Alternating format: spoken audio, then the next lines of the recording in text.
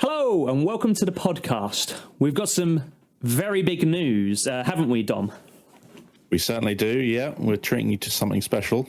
Yeah, we certainly are. It's been spoken about in the winds. The winds coming from the future past or whatever, I don't really know. But anyway, we have some massive news. And the massive news is we have finally come up with a name for our podcast, haven't we, Dom?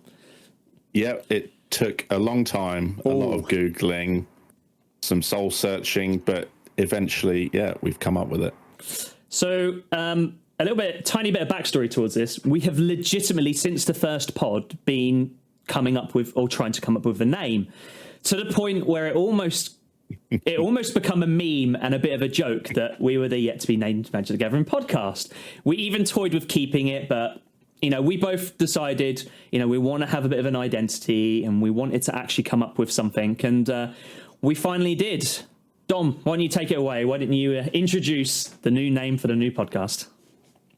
Okay, so welcome everyone to the Omen Path podcast. There it goes. It's got a nice little tail to it as well. We have decided to call the new podcast the Omen Path podcast. I tell you what, behind the scenes, the more I say it, the more I'm liking it. So anyway, we'd love to know what you guys feel about the name and any thoughts on it, as always. But yeah, anyway, so with a new pod, we're going to be talking about the same things, really. But we've got an extra special one today, Dom. We're going to be talking bans, and not just bans from EDH, which we'll come on to later. But our first subject is we're going to be talking about yesterday's ban and announcements, particularly in Modern, and we're going to sort of touch on Pioneer as well. I mean, come on, Dom. Surely Nadu was surely this was the worst kept secret in the world, and we all knew it was coming. This card, it dominated competitive play, created a poor play pattern. You needed like a bit of paper so that both you and your opponent knew how many times you targeted various opponents on your board, and it was just all round bad design, which they have freely admitted as part of this band. Let's read the card. So it's Nadu Winged Wisdom, 3 mana, 1 green and a blue, flying 3/4. Creatures you control have, whenever this creature becomes a target of a spell or ability, not just yours, your opponent's as well. Yep. Reveal the top card of your library. If it's a land card, put it onto the battlefield. Otherwise, put it into your hand. This ability triggers only twice each turn. Per creature. Yeah, per creature. So this gives this to all your creatures, including itself. Yep. Even if your opponent targets it to remove it, you're still getting some kind of benefit because it's going to trigger at least. It is. And obviously, they've said that this was a last-minute design change that kind of slipped through the net, which we've had in the past where everything's been play-tested. The set is almost ready to go to print and someone's tweaked it for various reasons. So, yeah, Alec, do you want to go into how this one got changed at the last minute? Yeah, so just on that change, I felt like first and foremost, I think what they have designed there is obviously quite a big mistake, and I'm gonna props to Wizards and their design. They have held their hands up and they've said, do you know what, we designed this incorrectly. And this one slipped through the net. And I think it's really important to mention that. I know we were talking about this off camera, because I know it's very easy to sort of say, well, come on, we could all see that one coming. Like, even I could see that, and I'm notorious for missing these type of stuff.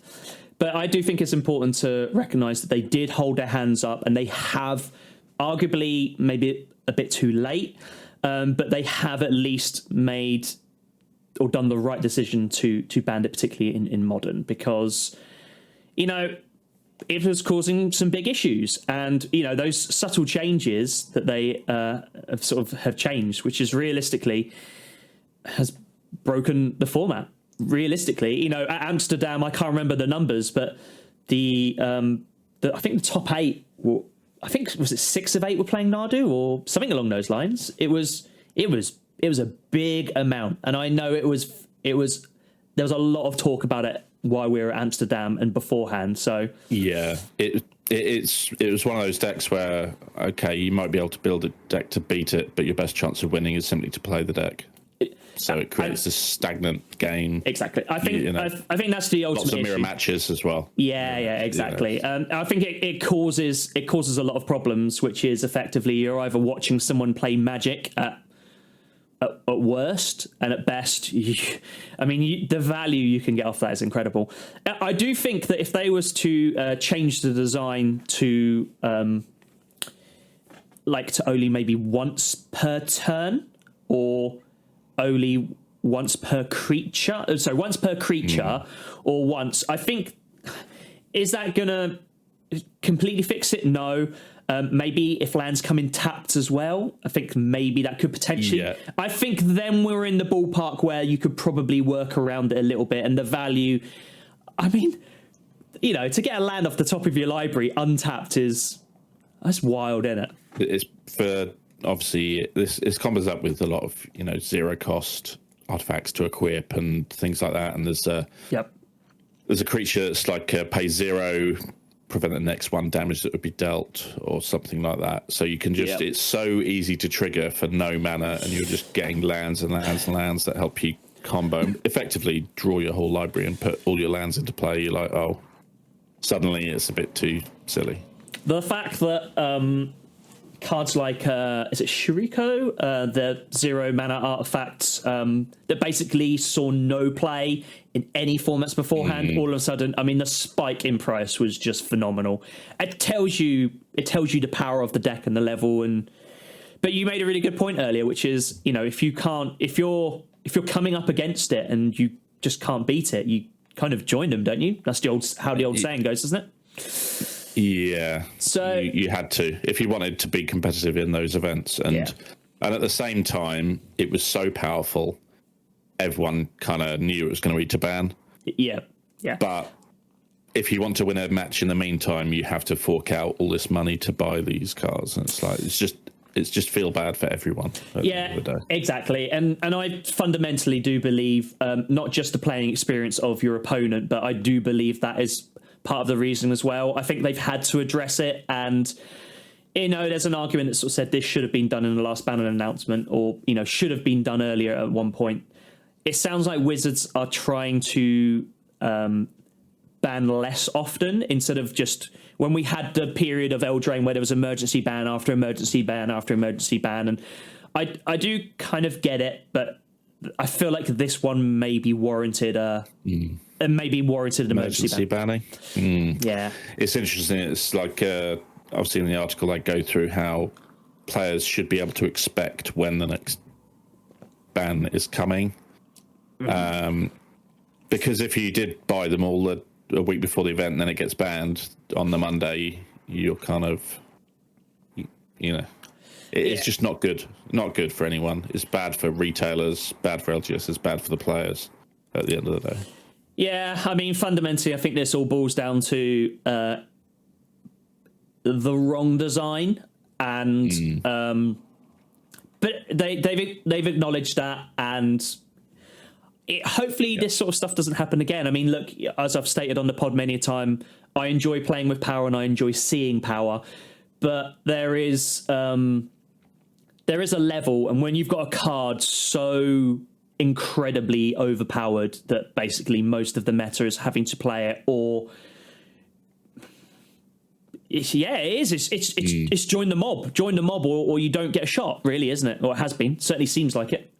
Yeah, I think so. And it's interesting we say that because the context of some of the other bans or lack of bans are interesting as well.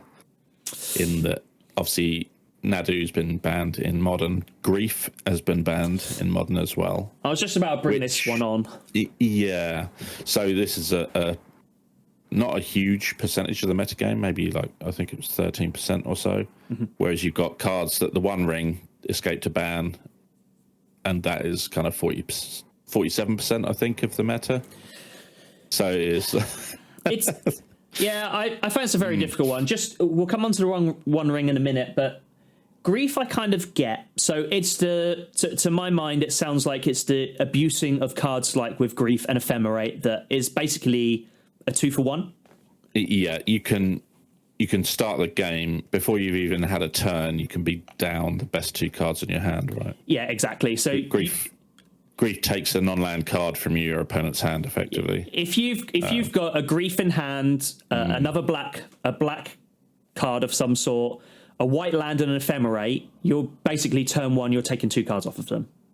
You basically they have mulled to 5, but they've got rid of the cards that you want to get rid of. I mean, that's a hell of an advantage. And although I have never really had a massive issue with it, admittedly, I don't play enough Modern against it to have seen that type of egregious behaviour. So, but I can see it. Egregious behaviour. Yeah, I like it. Yeah, you like that. I could also understand how that can get very frustrating very, very quickly. Full disclosure, me and Dom, our formats are predominantly Commander. So although you may see it in Commander, it is, I would arguably say, is a lot less powerful because of A, first of all, you have to find it, and B, it's just a very different game. You've got 3 opponents, right? So taking 1 or 2 cards from one of your opponents doesn't really do much. I think it's the same as with any of those type of cards, whether it will be Thoughtseize is another prime example. Yeah, I was going to say great in 1v1, pretty terrible in Commander, unless someone's just tutored, in which case it's hilarious. Yeah, but I was going to say that's the time to do it. Although if you speak to some, I know Christian from Chad Magic is desperate to catch a ban in Pioneer, so I'm sure he'll be interesting. Yeah, he's absolutely desperate for it. So I can understand it. I really can. But yeah, so Grief has finally caught the ban again. It feels like I feel like a lot. I could be wrong in saying this, but I feel like a lot of the teeth of the decks, the scam decks, have already kind of had the teeth taken from it. But this feels like maybe the sort of final nail in that coffin, really. Obviously, Fury, one of the other elementals. That caught a big boy ban as well. Got banned a long time ago. There's people arguing for the Grief ban at that time, but they finally kind of dragged it over the ban line now. Yeah. The reasoning is because it makes for unfun play, but there's an argument that there's plenty of cards that do that. Well, look, it's something that we will bring back up. It's something we're going to be talking about a lot in this pod, because we will be talking a lot about bans and whether things should or shouldn't be banned. So we'll be talking about fun play and whether it's fun or not, and perceptions, that sort of stuff later on. But it's interesting that you brought up the One Ring, because I know I had a couple of people message me. I messaged out on Instagram sort of saying what are people's thoughts, and I did get a surprisingly few messages sort of saying, oh, the One Ring slipped through the net again, sort of thing. So the problem is that it sees such a large percentage. Did you say it was 40% of the meta share? I think it was around 47%. I mean, that's nearly from recent tournaments. Yeah, that is a colossal amount, and obviously for very good reason.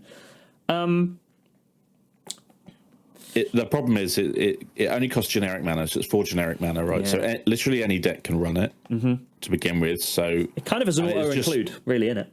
Yeah, it's just hugely generically powerful. It gives you a turn off from your opponent because it gives you the protection when you cast it, and it just draws a lot of cards.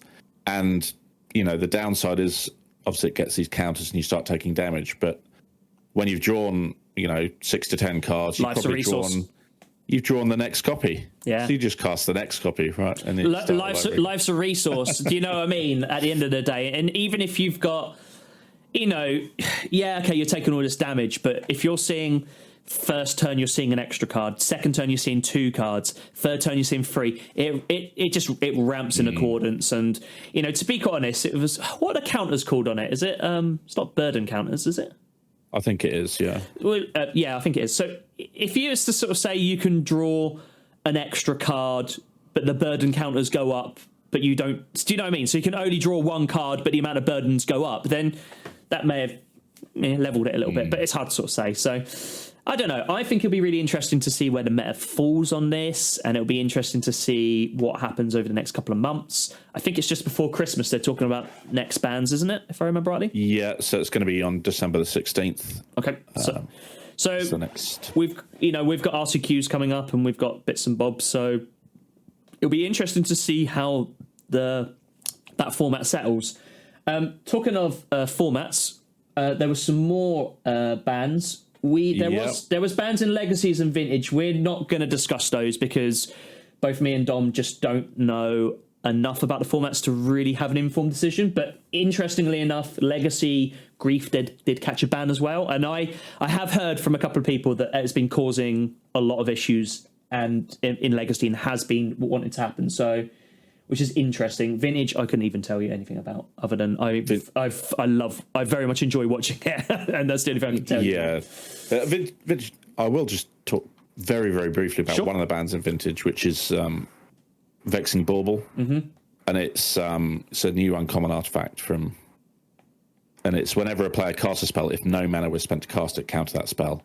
So obviously, iconically in Vintage, there's free spells. There's a lot of free spells, so that kind of took away a lot of the kind of identity of the format. So I can see why they banned that. That makes sense, yeah. And then Urza Saga is the other one, which is that's an incredibly powerful. It's just superly powerful. So you can see why they got banned. But since we don't play it, it's like, well, yeah. I think it's always worth acknowledging from on our path. And like you said, I could probably make some educated guesses on those cards, which you just so eloquently put, but I don't play or watch enough to really have a feel on it. The one thing I would say is obviously we've got some more bans. There was no bans in Standard, but there was in Pioneer. So we had Sauron, the Imperious Bloodlord. So this is basically the enabler for Vein Ripper, effectively. Yeah, Sorin has paid the price for Vein Ripper's sins. Yeah. As you often find happening, actually, it's often an adjacent card or an enabler that gets banned. I actually think that's I think it's a better way of doing it personally. People either have to work around and have harder workarounds to get the same thing. I mean, the idea of cheating in a Vein Ripper is pretty good, really. Let's be honest. So it's basically, for those who don't know, Sorin Imperious Blood is a Planeswalker, 3 mana, starts with 4 loyalty, and effectively, you've got a -3 ability. You can put a vampire creature card from your hand onto the battlefield. So for 3 mana, you're basically cheating 6 mana vampire into play. Yeah, 6, and I commit 6/7. Yeah. And it's a 6/5 flying. Its ward cost is you have to sacrifice a creature. Yeah. Even more horrific. Yeah. And then whenever a creature dies, target opponent loses 2 life and you gain 2 life. So on turn 3, this happening, it's like, if you don't have a creature to sacrifice to remove this thing, there's no way back from it. And your opponent's still got Sorin left on 1 loyalty, whose +1 is to give something Death Touch and Lifelink and put a counter on it if it's a vampire. So suddenly it's almost, there's no way back from this. Yeah, exactly. So you can see why it's happened. Oh, 100%. I mean, look, I really like Vein Ripper. I like it as a card. It is brutal, but it's also very expensive. But let's be honest, when we're talking about power, you're normally talking about either very fast, aggressive ways of bringing that power out. And I think Vein Ripper is a great example about that. So I think the mana cost is also part of it because it's 3 generic and then triple black. Yeah, that's a lot of black mana. Yeah, so it's harder to cast, and as I said in the announcement, it's like, actually, if you can get to 6 mana, 3 of it's black, then fill your boots. Yeah, exactly. Exactly. If you're having to get to if you're getting to turn 6 or even 7 by that point, which then enables you to do it, that's fine. That's turn fine. 3, not so much. Yeah, I mean, come on. I think there's a big difference between the two, isn't there? Like, I don't think anyone really wants to sit across the table of vampires and like, oh, there's their turn 1, there's their turn 2. I wonder their turn 3 is. Oh, there's Sorin. Guess what's coming out? Bop, Vein Ripper. Yeah, sadness. Yeah, very sad. But so this had a 30% metagame share, which is obviously huge for any deck. I know Vampires has settled a little in the meta, but equally that's still a lot, isn't it? Let's be honest. Yeah, it sounded like the writing was on the wall with that. the other card that got banned is Amelia. I'll let you say it. Yeah, I knew you were going to do that to me. Beres Vedes Erigur? I have no idea. Anyone that listens to the pod knows that I can't. Conquistador Vampire, so it's another vampire's been targeted here. Yeah. It's a 2/2 for 2 mana, but ward, you have to pay 3 life to target her again. Ward rearing its ugly head. Yep. But more importantly, whenever you gain life, she explores, and then you destroy all other creatures if its power is exactly 20. Yeah. Now, okay, you read this card and you think, well, it's a 2/2, so how easy is it to get this card to 20 power? Turns out remarkably easy, because there are other cards in the format, the most egregious of which is Wild Growth Walker, which is a 2-drop, 1 and a green. Whenever a creature you control explores, it gains the counter and you gain 3 life. Yep. Whoops. Yep. So you gain 3 life, it explores, you explode, so you gain 3 life, etc., etc. Which then obviously automatically creates a 20 power, a bunch of cards being drawn or milled, life being gained, etc., etc. It's basically a combo piece. Again, like a lot of these cards, it's not the card itself, it's the adjacent cards that's actually causing the issues, and I think that's probably, on the face of it, that is the card. This time they've just banned her.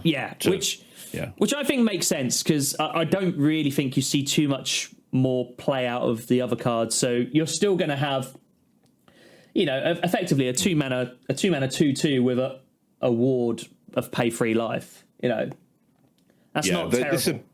This has been spoken about, that they were looking at it before, so I feel like this ban is probably not unexpected if you're playing Pioneer. No, 100%, and I agree with that.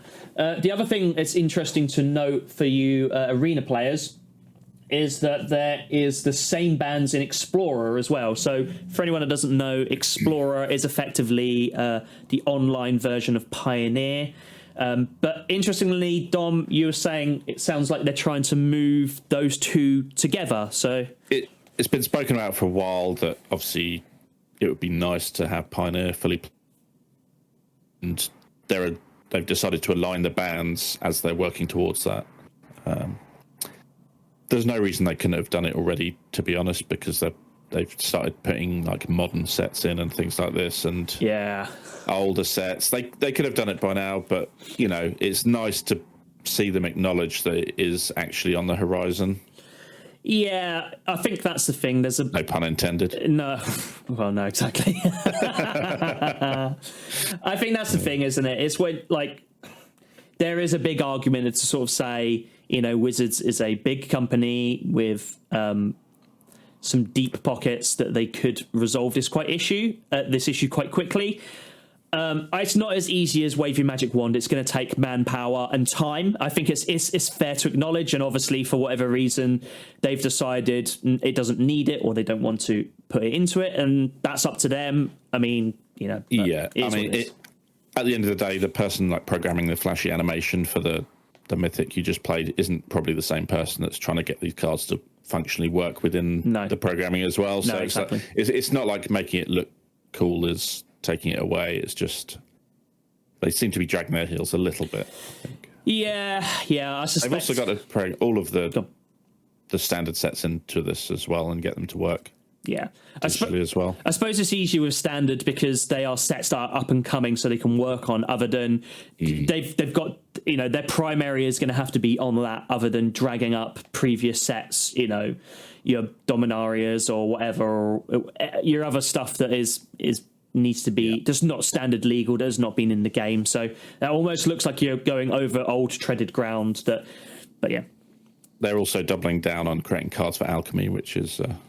No one plays, but there we go. Yeah, I mean, I think Alchemy is an interesting one because I know when it was first announced, there seemed to be a lot of talk about it was going to potentially, kill it a little bit. And I don't know, I never really thought that personally. I think if Alchemy is anything, it's brought up some interesting designs of some interesting cards that are probably not paper playable. However, exactly. Before we come on to however, but what it basically means they can do is they can also change cards. So I know they've changed for like Oko and that sort of stuff. So they have either changed the mana value, their abilities, their power and toughness, or they've just tweaked the stats more so than completely changed the cards, which then means you can visually see in game how it's affected and how those changes could do. It's a lot easier to do that. Excuse me, in a digital way than on a paper way. Yeah, so obviously a lot of Boros energy decks are looking really strong at the moment, and they are the cards that they've kind of targeted with this, these tweakings or functional erratas online. So you've got these cards that give you energy. They basically just reduce the amount of energy gain. It's funny how energy wasn't really a thing, whereas with the release of Modern Horizons 3, it's kind of not just put a new lease of life into it, but has made it playable, like very playable in some respects. There's some good energy cards in that latest set, but yeah, I mean, again, it's effectively a stand. Right. Up until not so long ago, it was the standard way to play. Standard was MTG Arena, whereas actually putting this Modern Horizons 3 set into it has obviously created a few little problems, but yeah, exactly. It's good that they're taking action to kind of bring it down a little, I guess. Yeah, exactly. So what we was both referring to earlier is so with the Mystery Booster 2s coming out, first of all, did you manage to get hold of any, Dominic? I didn't buy a Festival in the box. It was £250, and I only really wanted the Mystery Boosters. So... So you obviously did. I did buy some because I effectively thought, it's still available, right? In the UK, I think. I think they may have sold out, or if they may have done. I saw something, a tweet, was it yesterday or today? Actually, something about that. Maybe they're not available anymore. Maybe I got that wrong. But anyway, so from my thinking was I've done it for 2 weeks. Sorry, go on. It is still available. This sale is ongoing for 62 days, but obviously if they sell out, they sell out. But you can still order it, certainly within the UK. Interesting. Okay. Maybe I must have thought maybe it was an American or another. Yeah, I feel like the price point is what's happening there. Because you get a lot of that money is paying towards these promos and things that you might not necessarily want. Although, yeah, there is. Honestly, I think you're probably getting value for your money here. I think so. So that's effectively part of the reason why I went for it. I thought, the promos are pretty good. There's going to be some value there already. I'm going to use the cards, so fantastic. I reckon a box of, Mystery Booster 2 is probably easily going to be close to £150, maybe more anyway. Maybe a little bit higher. So I remember the original Mystery Booster. I did buy a couple of boxes of that back during the pandemic. They're about £90 each, but obviously this one is the next level, isn't it? Yeah, I've got a feeling. Prices have increased since then. Yep. It's one of those things. Yeah, exactly. But I think that'll be really interesting, and I'm looking forward to cracking some of those open. But actually, I know Matt, our LGS Langdon, I know he has got some, and he's looking to do some drafting with it. So I was like, ooh. Yeah, see that. Being able to draft it or play sealed with it is what's because I was seriously considering doing some drafting with mine actually as well. So I'm going to keep an eye on what's going on, what he decides to do as well, because I think it's going to be really interesting. Anyway, to come back to the full point what we were saying, there are now cards that are basically in Alchemy that are coming to paper format. So cards like I can't remember what it's called. Oracle of the Alpha, isn't it? Oracle of the Alpha. Oracle of the Alpha, which is effectively you get to put Power 9 in your deck, and I love this card. I absolutely love it, and I always enjoy. Primarily, I'll sort of see it on. It's like single player commander on Arena. It's just gone from my head. Historic Brawl. Sorry. So because it's legal in Historic Brawl, whenever you see it played, it's always good fun. And there is nothing better than when someone's like, what I could really do with is another turn. Oh, look what I've just drawn. Or I could really do with some nice, sweet free mana. Oh, here comes a Mox. Or, a Black Lotus. It's interesting because sometimes you might just draw that Mox and think, I would rather have a creature or something. in modern Magic, right? It's like you used to have all these free artifacts, and it would all be using to cast a fireball. So that's what all your mana went into. But that's what I like about this. Creatures are good, so it's interesting. But this is what I like about that. I like because actually, like you said, you may need that combo piece, or you may need that creature to defend your life, or whatever. You may even, well, maybe not so much of a land, but do you know what I mean? You may need something that, although it's powerful, the Power 9's called that for good reason. But actually, it may, we know what happens when you start putting cards, like, in a 60 card format, when you start putting more cards in, your percentages go down. And it's actually surprising how quickly that percentage goes down. Actually, it always surprises me, even the odd 1 or 2 cards, but you start going past that, it can really significantly. So you add 9 into the mix and you're changing your dynamics of your deck quite a bit. I think if you're drafting, it's probably absolutely fine. You're not going to be sad to draw any of those cards. No, no. I don't think you are. Yeah. Oh no, I drew my Time Twister. I'm gonna, get myself a new hand. Yeah. So these cards, obviously, they're not legal in any constructed format. They're only legal if you're playing drafting or playing sealed, because they got the acorn symbol on them. Oh, sorry, these cards particularly. Oh, sorry. Yeah. But I mean, it'll just be fun to play with at the end of the day. Mystery Booster is cool. 100%. Yeah, 100%. I think that's a really good shout. So yeah, okay. So that's that was yesterday's ban and announcements discussion. We're now going to move on to some other bans. So, like we've said, me and Dom primarily play Commander, and although Commander there is a social contract of what can and can't be played, there is also an official bans list, and which is presented by the Rules Committee, which is effectively the governors of EDH. And we're going to talk about some cards that are on the banned list today, and some cards that might not be on the banned list, and should they be banned? So lots of discussion to have. So hopefully you guys enjoy this as much as we're looking forward to this. But why don't you kick things off, Dom? Should we do cards that are banned first, and we'll go through sort of 4 or 5, sure, and then we'll go on to A. But why don't you kick us off first? So are there any cards you want me to talk about in particular? No. Let's just anything that you've got in. I've pulled some up to one side so I can talk about, but we'll free roll this. Okay. I mean, let's start with the first ban that impacted me as a player. Sure. Back in the day, I had a Gorgon tribal deck. Probably the worst deck ever built. Your beloved. A 7 mana commander. This is basically unplayable almost these days.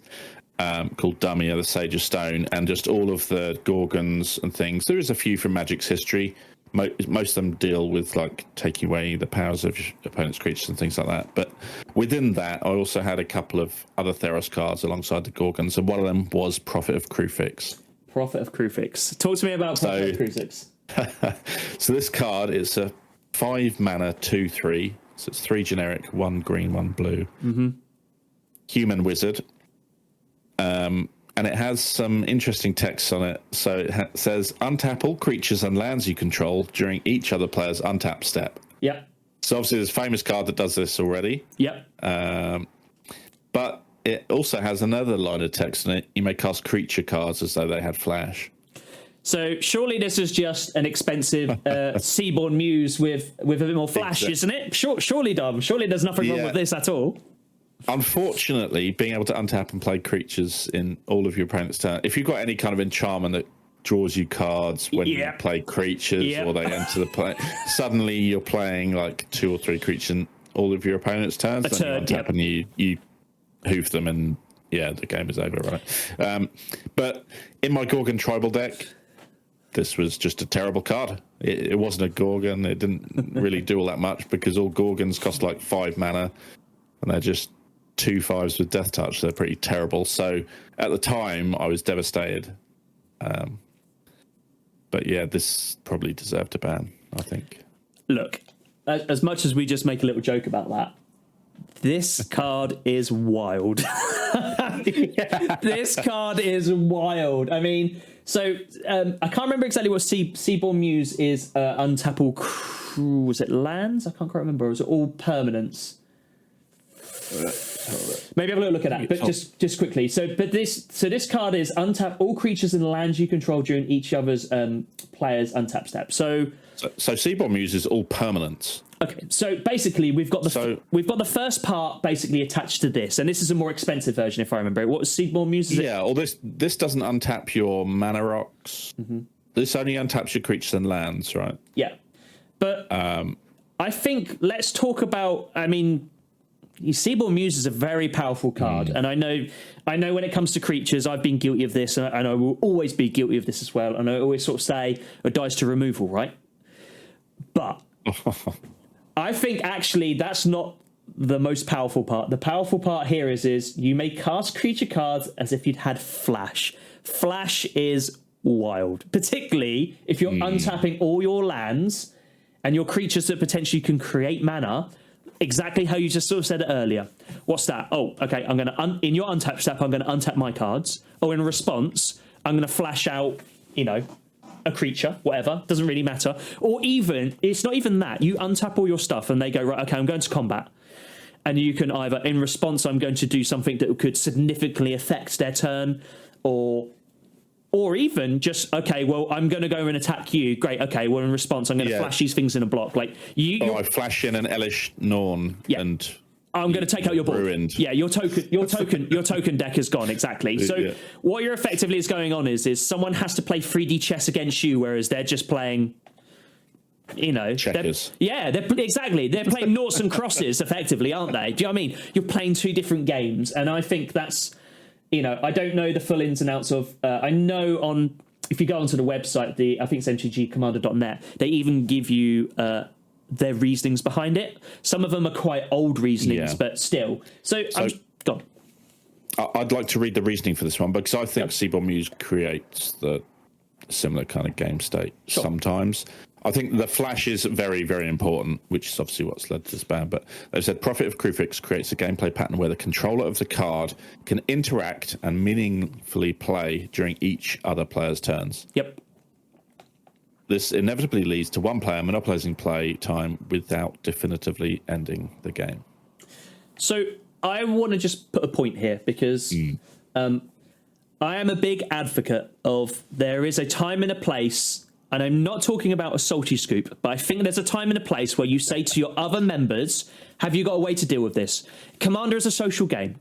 Sit around the table, let's have a discussion about that. Let's just sort of say, I don't know, we're playing with someone and they play this card, and I turn to you, Dom, and I sort of say, have you got a way of dealing with this? And you say no. And you say to me, have you? And I say no. And the opponent to my left, I turned to him and said, have you got? And he's just sitting there, he's like, no, man, I'm just playing lands, that's all I'm doing. There is an opportunity where, as it's a social conversation, you can all go, should we just scoop and try this up again? Congratulations, you win. You've played the card that means you're going to win the game. Now, don't get me wrong. So I'm not sure this card does that compared to something like I don't know. It's the flash is the problem, right? Because it's all too easy to have that creature card you played with flash draw you another card and it keeps the cycle flowing. That's the problem. Well, the other sides of the coin I want to add to this is as well. It's a bit, and I've heard this in games before. It's a bit like when people create infinite mana. The amount of times people have gone, oh, well, we'll scoop to this. And I'm like, well, hold on. How are you winning the game? What are you using that mana with? You need an outlet for it. Right? Exactly. So generally the reason why we commonly associate these infinite mana combos with a win is because they go, okay, I'm then going to play my Walking Ballista, which is play XX, and it puts +1/+1 counters on for the X's, basically. So I'm going to then put 1,000,000 into my Walking Ballista. Walking Ballista, then you can take off a +1/+1 counter and do 1 damage to a target. So basically, you can sit there pointing at your opponents, go ping, ping, ping, ping, you guys are dead. That is the way of winning the game with an infinite mana. Or you may have something that will draws you cards infinitely, that means you can then get your win conditions, whether it's like that or a mill condition or however your win condition is. When you've got cards like Prophet of Kruphix, obviously you're playing a very three-dimensional chess game against someone that is just sitting there and playing very reactive. I will say, I'm going to bring up a card later on that falls into this category a little bit as well. So we will talk a little bit more about this later on. But I think Flash, for me, Flash is the issue here. Casting creatures with Flash is probably the biggest thing. Without the rest of that, I would argue it's probably shouldn't be banned, but you can understand why people would have feel bad about it. It would be worse than it's effectively worse than Seaborn Muse without the Flash Rider, right? It is. I think it only untaps your lands and creatures. I think what it also boils down to is there are plenty of cards in Magic the Gathering at the minute that when someone plays, everybody looks and goes, oh, you brought up Elish Norum was a good example, but any of the Vorinclexes pretty much does the same thing, same as the Jin-Katsu. I know we're talking about like none of which are banned, by the way. No, exactly, and that's the point I wanted to make. So I also look. I'm gonna full disclosure here. I actually think that the ban list should be thinned out. I actually think that instead of just banning cards because of A, B, and C reason, we should actually be learning to play around these cards. Now, as much as I say that, there will always be cards that once they cause such a bad feeling or another dimension to the game. Again, I've got another card later we'll talk about that does this. Sometimes these things can happen and they basically ban it for a social reason, which is this creates a feel bad to the game and we don't want that to be part of the format. And I am fine with that. But there are some, you could argue, if you're talking about fun, you're first of all having to talk about who's fun, and then you also then have to be discussion about, well, what about these other cards? I know Thassa's Oracle is a classic example about people want to see it gone and yada, yada, yada. Even CDH is talking about that. I don't know. We'll maybe come on to that a little bit later on, because I think that might be an interesting one to talk about later. Yeah. I think this card also, it was survived in the format for 3 years as well. So I'm not even sure this would be banned if it was printed today. I think you're probably right. I mean, obviously, Commander is too slow. It's 5 mana to begin with. So. I actually agree with you. I actually do agree with you. I think with that mana, you could set up a constant flicker effect with a Dockside Extortionist. And again, another card we'll possibly talk about a little bit later. But anyway. Okay, so that's an interesting start. I like that one because that is a really... I thought I'd talk one that affected me personally because it felt like a slap in the face at the time. But now, when you look at it, okay, you can see why it was banned. But again, the creep is real. I'm not even sure it would eat a ban these days. Let's then talk about one that then affected me, and then we can work our way back. I was going to do the other way. That's probably a really good idea. So the one that affected me was actually only banned a couple of years ago. So... which is the old Merfolk pirate, Hullbreacher, everyone's favourite robbing thief. This card is foul. Yes. So for anyone that doesn't know Hullbreacher, on the YouTubes I'll bring it up so you can see, but for the podcast, Hullbreacher is a 2 generic and a blue mana Merfolk creature, a 3/2, and his keywords say Flash. There's a theme. There's a theme coming on here. But then the next part, which I think is, well, I don't know, Flash is probably the issue. But anyway, the rest of it says, if an opponent would draw a card except their first card they draw, for their first one they draw, each other draw step instead create a treasure token. I'm going to start that again because that was read very, very badly. If an opponent would draw a card except the first one they draw in each of their draw steps, instead you create a treasure token. So effectively... Yeah, they're not creating it. You are. Yes. So yes. So let me tell. This is one of my favorite stories. One of my feel bad stories that to this day I've still got a bit of a bit in my heart for this. Which was before this was banned in Commander, I cast a Time Twister, which is a discard your hand, put your graveyard in your hand into your library, shuffle up and draw 7 cards. In response, I flashed in Hullbreacher. So effectively, I created a lot of treasures and there wasn't a lot of card draw. This is why this card was banned, because it's in blue, so you've got access to cards like Windfall that wheel everyone at the table. Yes. So you're doing it in your turn, obviously. So they draw 0 cards. Yep. They discard their entire hand. Yep. And you create like 30 treasures, and the game is effectively over, right? We are basically you've talking... got full grip. They're top decking, and you've got 30 treasures to spend on all those cards you just drew. We are effectively in a similar position as what the card you were talking about, which is you are left in a position where I am playing the game, and you guys at best are top decking to try and see if you can beat the advantage. So interestingly, the commanders, it's just gone from my head. Basically, the people that run the CAG effectively sort of said, Hull Breacher creates an environment of asymmetric resources denial in the early game. Its ability to easily combine it with several other cards to strip opponents' hands and keep them empty. This creates an environment where players do not have agency, but also doesn't outright end the game. Combined with this easily splashability, it's the attractiveness and popular card to include in decks that were played in environments that could not handle it. Effectively, it's a gross card, and people abused it. It came out of Commander Masters set, right? Yeah. So straight away, it's like, here's a shiny new Commander card, and this turns up in a casual pod and someone wheels. It's like, oh dear. But again, the game is over. But the game isn't over unless you scoop. Yeah, and I think again I think again. Look, don't get me wrong. My idea of turning to your other opponents and going, should we just call this quits and scooping? Shouldn't be a reason to have cards like this. This card only lasted 8 months. Yeah, this one was quite this one was quite quick. I mean, it didn't catch the quickest ban that we've ever seen in our lifetime, but in Commander probably might have been the quickest. Yeah. In fact, I would say this is very notable for being printed in a set that was designed specifically for Commander. Mm-hmm.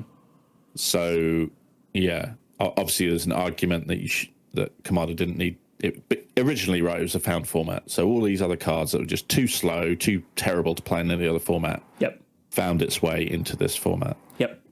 Whereas now, because they're designing cards directly for it, obviously it's a race to the finish almost. You've got these older generic cards that are on this ban list that it's like they probably wouldn't be banned if they were printed these days because the format's got so much faster. Yeah. Whereas this one, because it's got flash, you react to any wheel, flash it in, and boom, you've won.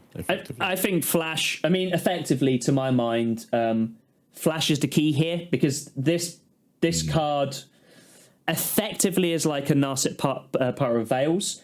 Apart from you don't create the treasure tokens. So what Narset is basically doing is it's stopping your opponent draw more than their first card.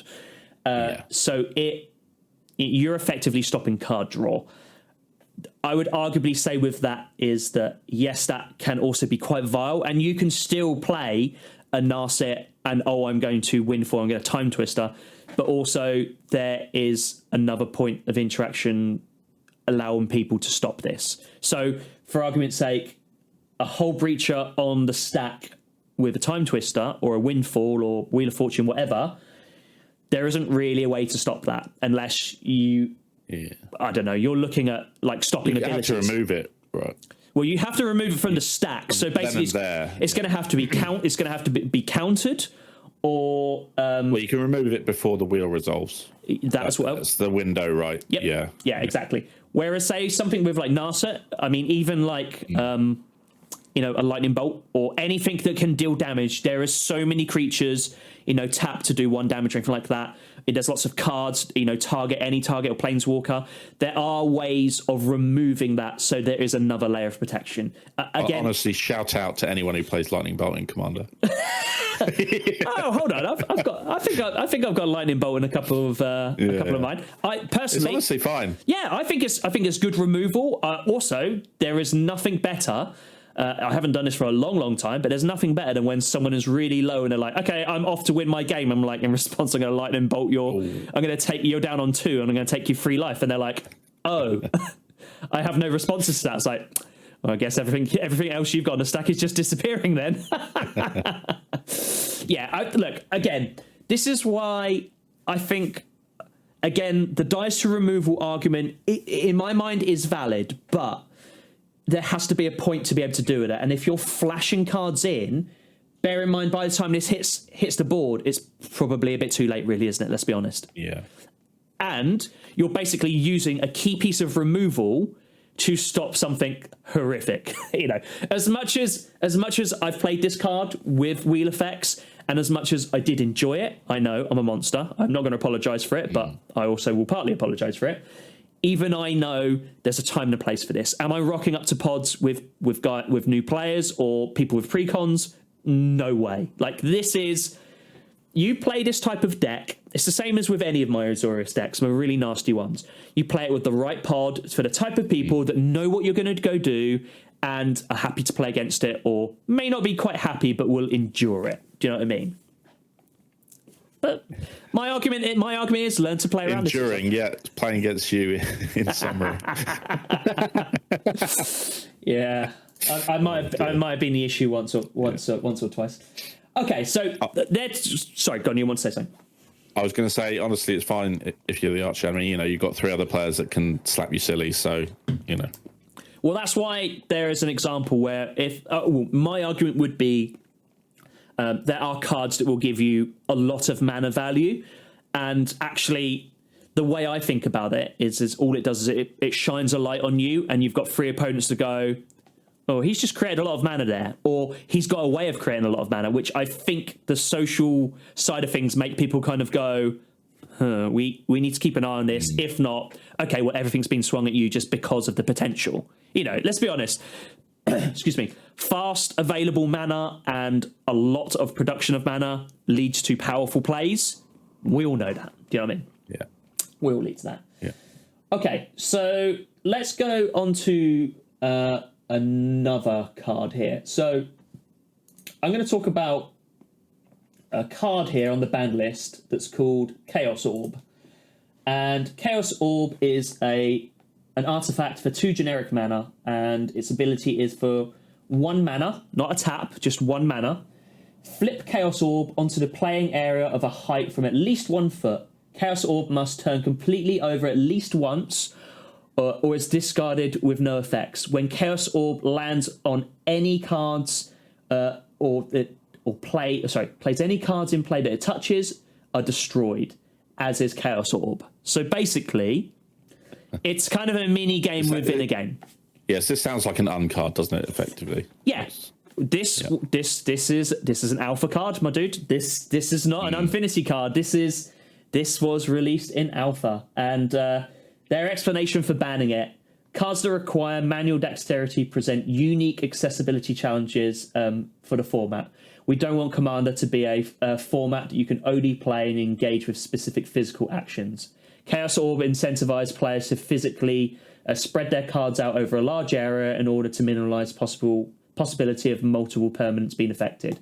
At best, this is awkward, and at worst, it's needless complexity to maintain the state of the game. So I think that, to me, makes all perfect sense. I mean, the most important thing for me here is, I know there's an argument of like manual dexterity, whatever, but you know, not everybody has that dexterity, and then it pushes you at disadvantage. The other side, it's creating an environment where you're being discriminated against for something that is beyond your control. Exactly. You know. And that's as far as I'm concerned, that's not Magic the Gathering. That is not the environment that it should be in. So I totally understand this. The other side of it as well is you have to bear in mind there's lots of, well, to my mind anyway, there's lots of artifact recurral particularly in Commander. Yeah. I know that's not a big part of it, but I tell you what's going to feel real bad. If you flick this card and it scrapes across your whole board state, that's going to really suck. Yeah, it is. I mean, it'll be hilarious. But, yeah, I can see why it's banned. So notably, this was banned since the format's inception. Yeah. Along with a few other cards, because I think at the time when Commander was created, it reflected a ban list from another format. Yeah. So you got, like, certain cards... like the Power 9 things that were just banned from the start. Yeah. I think there was cards. Yeah, the Power 9 was definitely one of them, sure. And I think there was a few other ones that Fast Bond might have been another one, I think. There was a few. Basically, they just sort of said, I can't remember the format they covered, but... So, Fast Bond... Fast Bond actually took a ban in 2009, you know. It's... Oh, that's interesting. Took a while, yeah. Sorry, I'm just horrifically sneezing. Several on the list that obviously were banned from the start, like the Moxes and things.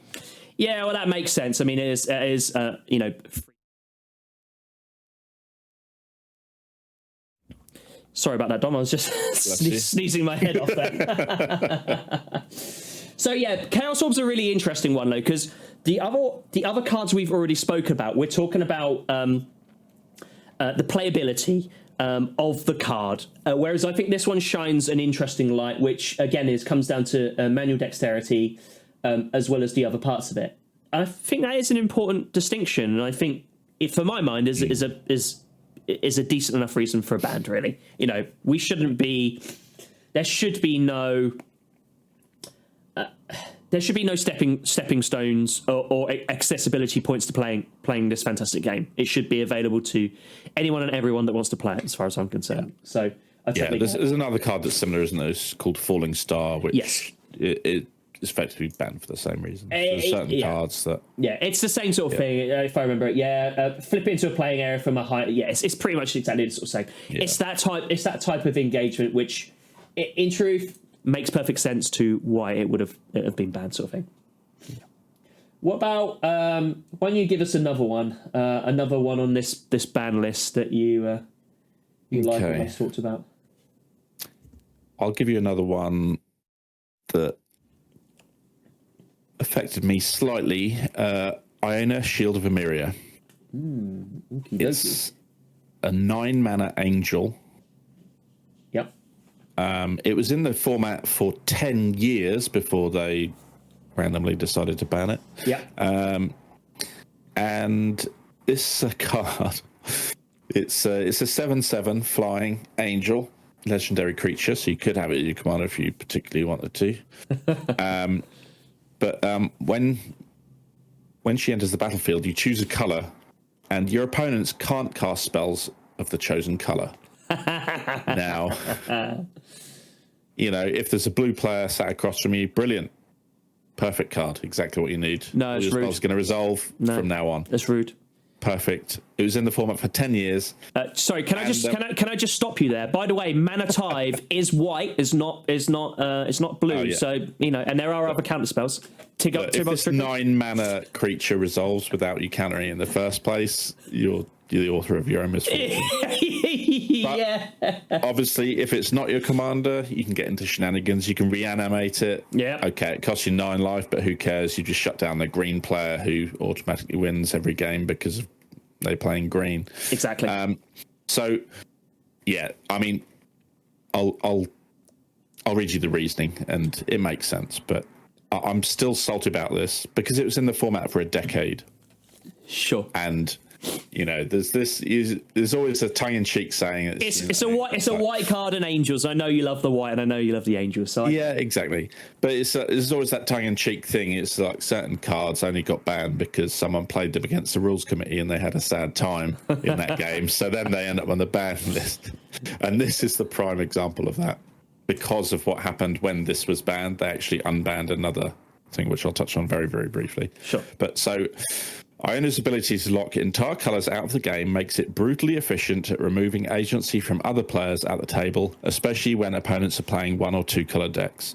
This often has the effect of totally negating 1 or more players' involvement in the game and creates unnecessary social friction. Yeah. We're all there to have fun. Suddenly, you literally can't play any of your spells unless they're colourless. Well, imagine if everyone was playing multicoloured and everyone had black or anything like that. Like, it's like, we're done. You've got this problem where, obviously, when the format was first created, the decks were the other dragons, right? So everyone had access to 3 colours. So, you know, it's like, okay, well, you've shut off green, but I'm just going to chaos warp this thing, you know, and it wouldn't matter so much. Whereas actually, you know, these days, mono decks, you know, are quite popular. Yeah. And obviously, being able to shut them totally out of the game is a bit unfair. But I think this card died for the sins of another one. Talk to me. can't remember the name of it now. There's a little scarecrow where you can pick the color of all the cards. Oh, and, yeah, I do know actually. And at the same time, this Iona was banned. That was unbanned. Okay. Do you think a deal was done here? Do you think there was some dealings going on here? Yeah, I think a deal was done to release the release this little scarecrow, and I can't remember his name. I'll look it up, but yeah, if you want to talk about something else, then I'll find out. So the one thing I've just noticed on this card that I think is interesting to bring up is the flavor text.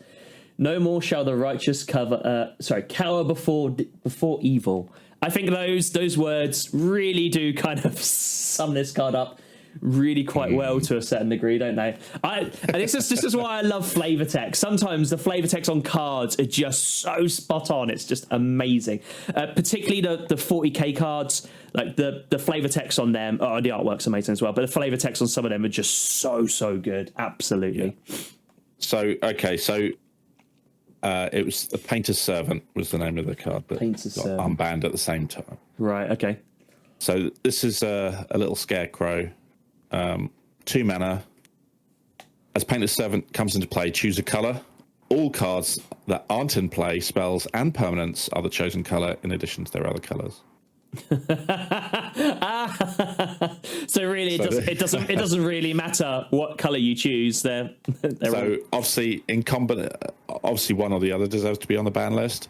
But the fact that they banned Iona and then unbanned this would lead me to suggest that she got banned for this little chap's sins to enable some, what could be some fun interactions with this Painter's Servant. I'm sure the CAG wouldn't have done that. I'm sure they've got good reasons. This is a switcheroo, plain and simple. Do you reckon it's a switcheroo? Well, if anyone from the CAG is listening, we would love your input on this. I would love to know this because I'm sure there's a denial, a generic statement that they've got to give us for this. But yeah, the Painter's Servant was released, and My Beautiful Angel was banned, and that's all I have to say about it. All I'm hearing is they banned your beautiful angel, and you're getting salty about it. Exactly. That's fair enough. Probably less salty than any player who's had this played against them with playing a mono deck, but there we go. Oh, I love that. Absolutely love it. Okay, let's do another couple. Let's go to... I think... I wasn't actually going to talk about this one, but I think is a really quite well-known... I just have to find it on the list now because it's just gone from my head. Anyway, it's one of those cards that is well known and well talked about in terms of cards that are on the banned list, that there's an argument of whether it should or shouldn't be. I can't Give find me a it. clue. Green creature, big old boy, go get lands whenever you play it or attacks. Sylvan Primordial. No. Oh no, I'm talking about it's prime time. It's Primeval Titan. Yeah, that's it. Primeval Titan. That's exactly what it is. That's exactly what it was. And do you know the worst part about it? So for anyone else that's listening, watching, I've prepared cards. I didn't prepare this one, and as soon as I thought about it, it just went in my head.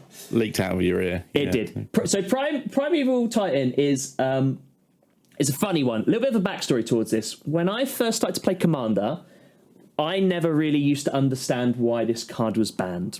Now, to people that know the card, because it's still seeing play in other formats, it can be seen as, well, of course it's banned in Commander, but I didn't quite see it that way initially. Now I've started to see it in a few other formats.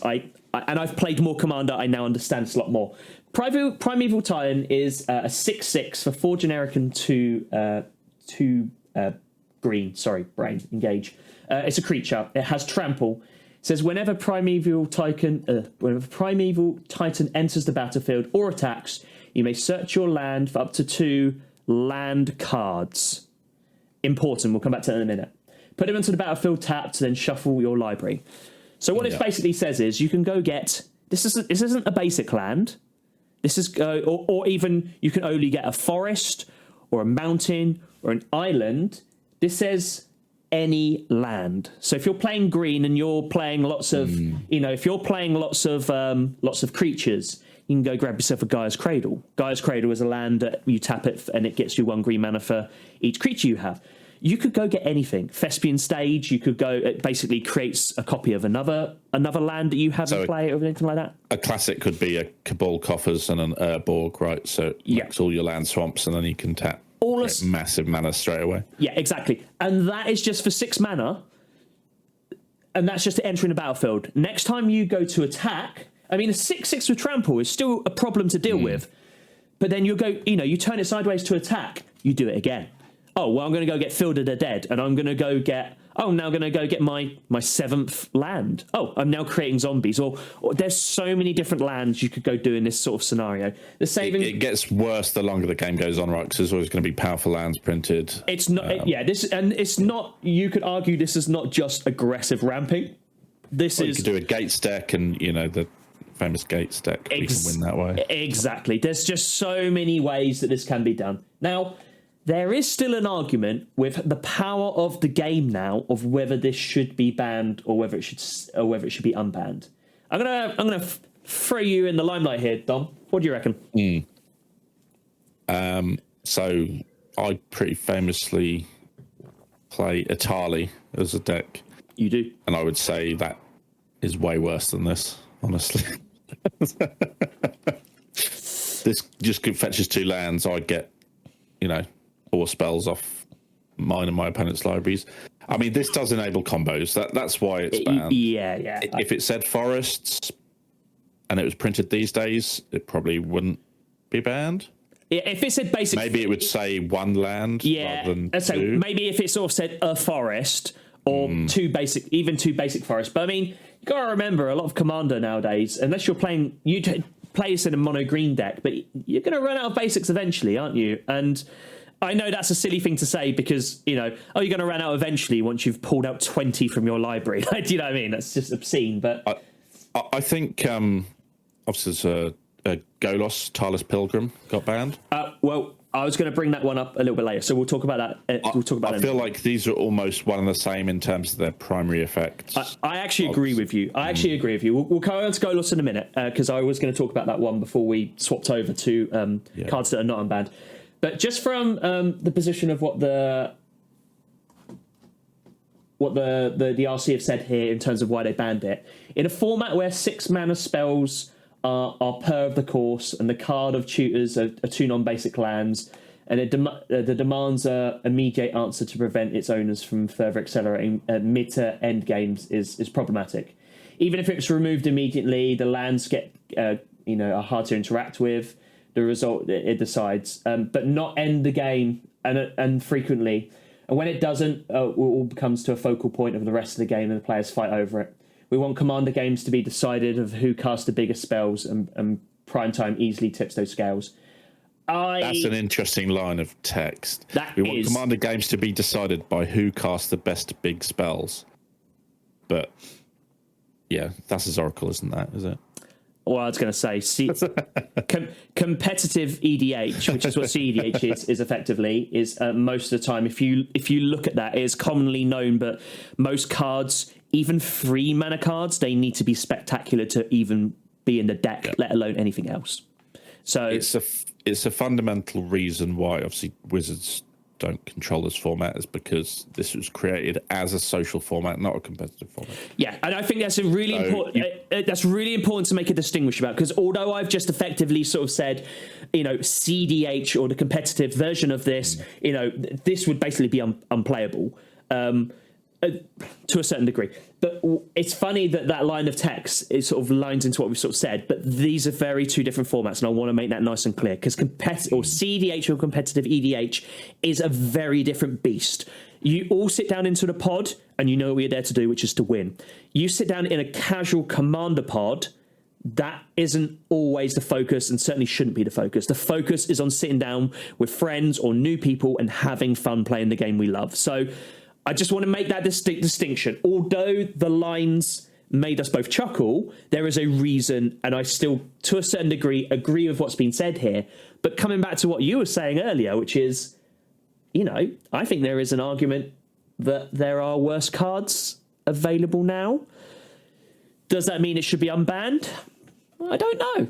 In all honesty, I don't know. The power of the game is ever increasing, and we'll talk about that in another pod. But the power is ever increasing, and you do kind of now start to see cards like Prime Time.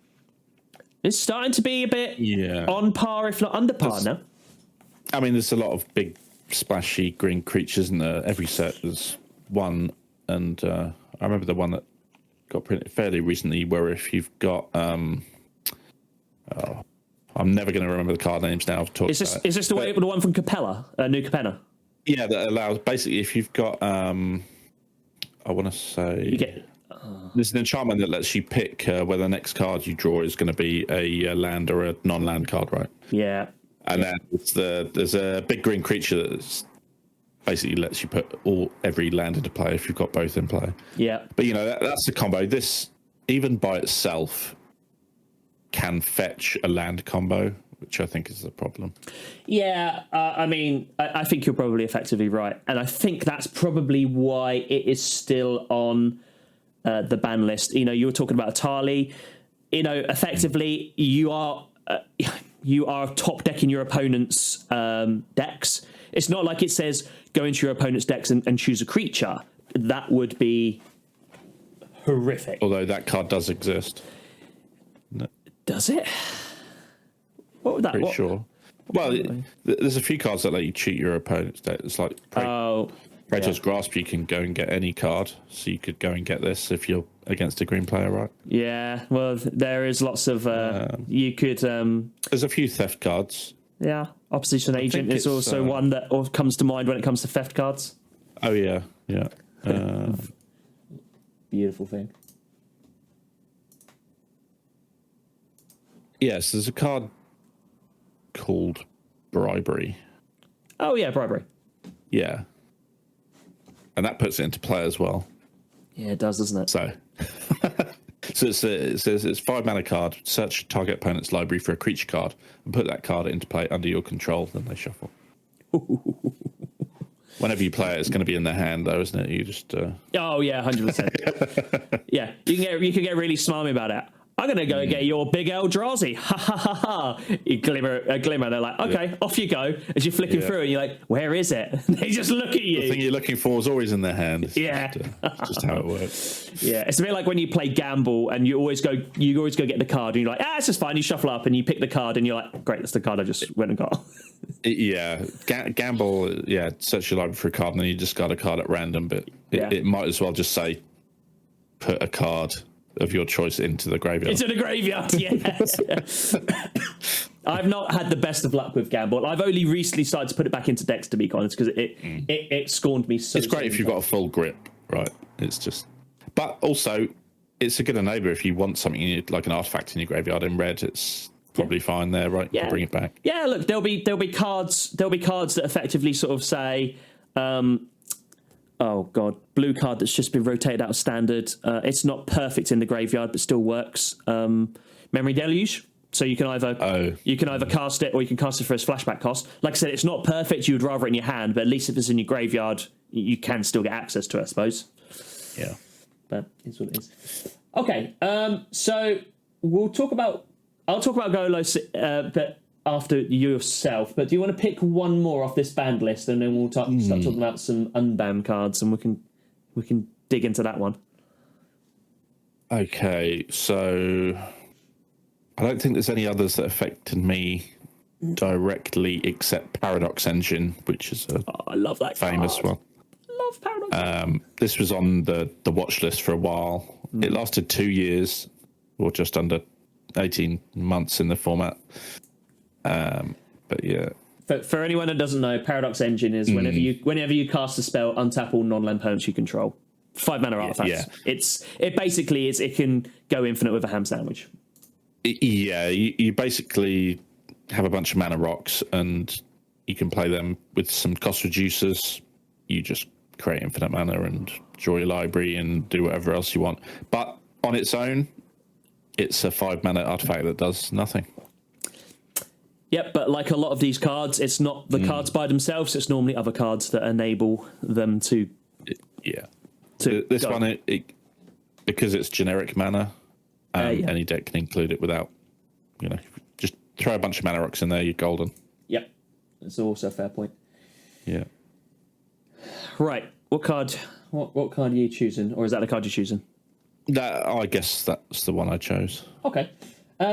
So I won't sort of bring too much into this, other than we kind of self-explained probably the reason why this got banned. The Rules Committee have written Paradox Engine can be played in any deck, which is exactly what you just mentioned, and creates a large amount of mana as at a little to no deck building cost. Its play patterns of often involves long, drawn-out turns of tapping, untapping permanents, drawing cards, and generally monopolising the chess clock of the game. It's quite self-explanatory. Again, that's not my personal experience. Most of the time, if you play this and you follow it up, the game instantly ends. If you're playing it, and without winning, then someone will remove it, right? I had a Joyra artifact deck, and it's like if you play this, if this resolves, then you get to continue. The game ends on the spot.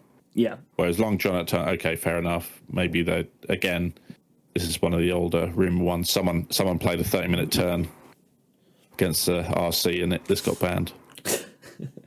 You're absolutely obsessed with this, Dom, I'm telling you. That's obviously not how it works. You can see how this could create a play state where someone's taking a half an hour turn and everyone else is just twiddling their thumbs. I would argue it's a worse version of multiple extra turns. Now, the reason why I say that is when you've got extra turns, obviously they run out eventually, but you are effectively watching someone else play their deck over and over and over, and there is nothing really more powerful than I'm going to go to my end step, I'm going to go to my untap step, and untap, and off you go again. But you still have to win the game. So I was in a game recently, actually, where someone got 3 extra turns, and by the time he twiddled and done what he had to do, still didn't actually win the game. Well, he did, but not in that turn, if that makes a bit of sense. But it still set him up into a position where he was significantly ahead, and that's the reason why he won. But it does lead to that point where, myself included, you kind of sit back in your chair and you're a bit like, I wonder what's going on Instagram, and my partner's messaged me. I better. Do you know what I mean? The phone comes out and it's like suddenly that player's playing solitaire. No one's really paying attention to what he's doing. The game's effectively over. Yeah, exactly. So it's one of those things. Okay, so final card we tapped on earlier, which was Golos Tireless Pilgrim. This is a 3/5 legendary artifact creature for 5 mana. When Golos Tireless Pilgrim enters the battlefield, you may search your library for a land card. Put that card into the battlefield tapped and then shuffle your library. And it's also got an ability of 2 generic and Wooburg, so white, blue, black, red, and green. Exile the top 3 cards of your library. You may play them this turn without paying their mana cost. So this caught a ban in 2021. I remember this one catching the ban, and I was actively playing Commander just before this caught a ban. I think it was 2020 I started playing Commander. So I remember this card, and the one thing I remember about it is a bit like Kenrith, when people played it, people killed it.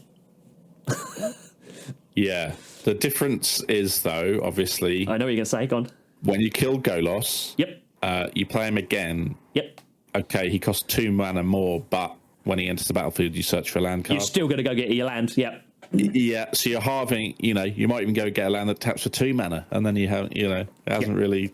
The command attack, it pays for half the command attacks every time you play it. Sometimes the whole command attacks, if you go get an Ancient Tomb or something. Yeah, exactly. So the RC's reasoning for banning this, there are many problems with this card, but the greatest is the low to middle power level tiers, where we focus on the ban list.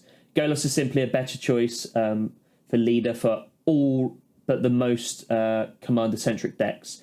Its presence cushions the kind of diversity in commander choice that we want to promote. So what they're effectively saying is if you want to build a 5-color mana deck, or even 3 or 4 to a certain degree, you're better off just to play Golos, because it basically is ramp, and effectively the first time you play him, you can go and get the colours you're missing.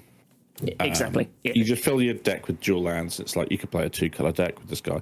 100%. So just fill it with 2-color lands, and you just go get them every time you play him. Yep. But because of the way color identity works, obviously he's 5 generic mana, but he has an ability that costs 2 and Wooburg. He's a 5-color commander, which you can have an argument that. And then if you've created infinite mana, which is we've already sort of half discussed, you can find ways of either aggressively earning mana, or creating mana, or even infinite mana quite quickly. I mean, you play your whole library for free. This basically reads, I play my whole library for free. That's exactly what it reads. Yeah. Which you could argue is like, okay, well, there's your win condition. There is your win condition to a certain degree, but also that's very linear. Every other 5-color commander is terrible compared to this at the time. Right? Yeah, I think I actually agree with the reasons why they've banned this. Should it on the face of it be banned? I'm not quite too sure. But 100%. Do you think so? It's the second ability. It's like, if this was just a Solemn Silmaracum legendary, it'd be fine. Yeah. The second ability is what makes it silly. Exiling 3 cards, playing them without paying the mana costs, repeatable. If half your deck's ramp, you can it's so easy to just play your whole library there and then. I think, I agree with you. Do not get me wrong. I agree with you. You're 100% right. That second part is the issue. And I know we've just discussed you can get infinite mana relatively easy, but what I would say is with this deck is that I can understand it being banned for it's just a 5-color commander shell for I'm going to go infinite, I'm going to win the game more so than anything. So I can understand that idea of it being so. It's also the prime weakness of multiple or 5-color deck is that you might not get all your colors early on, right? Yep.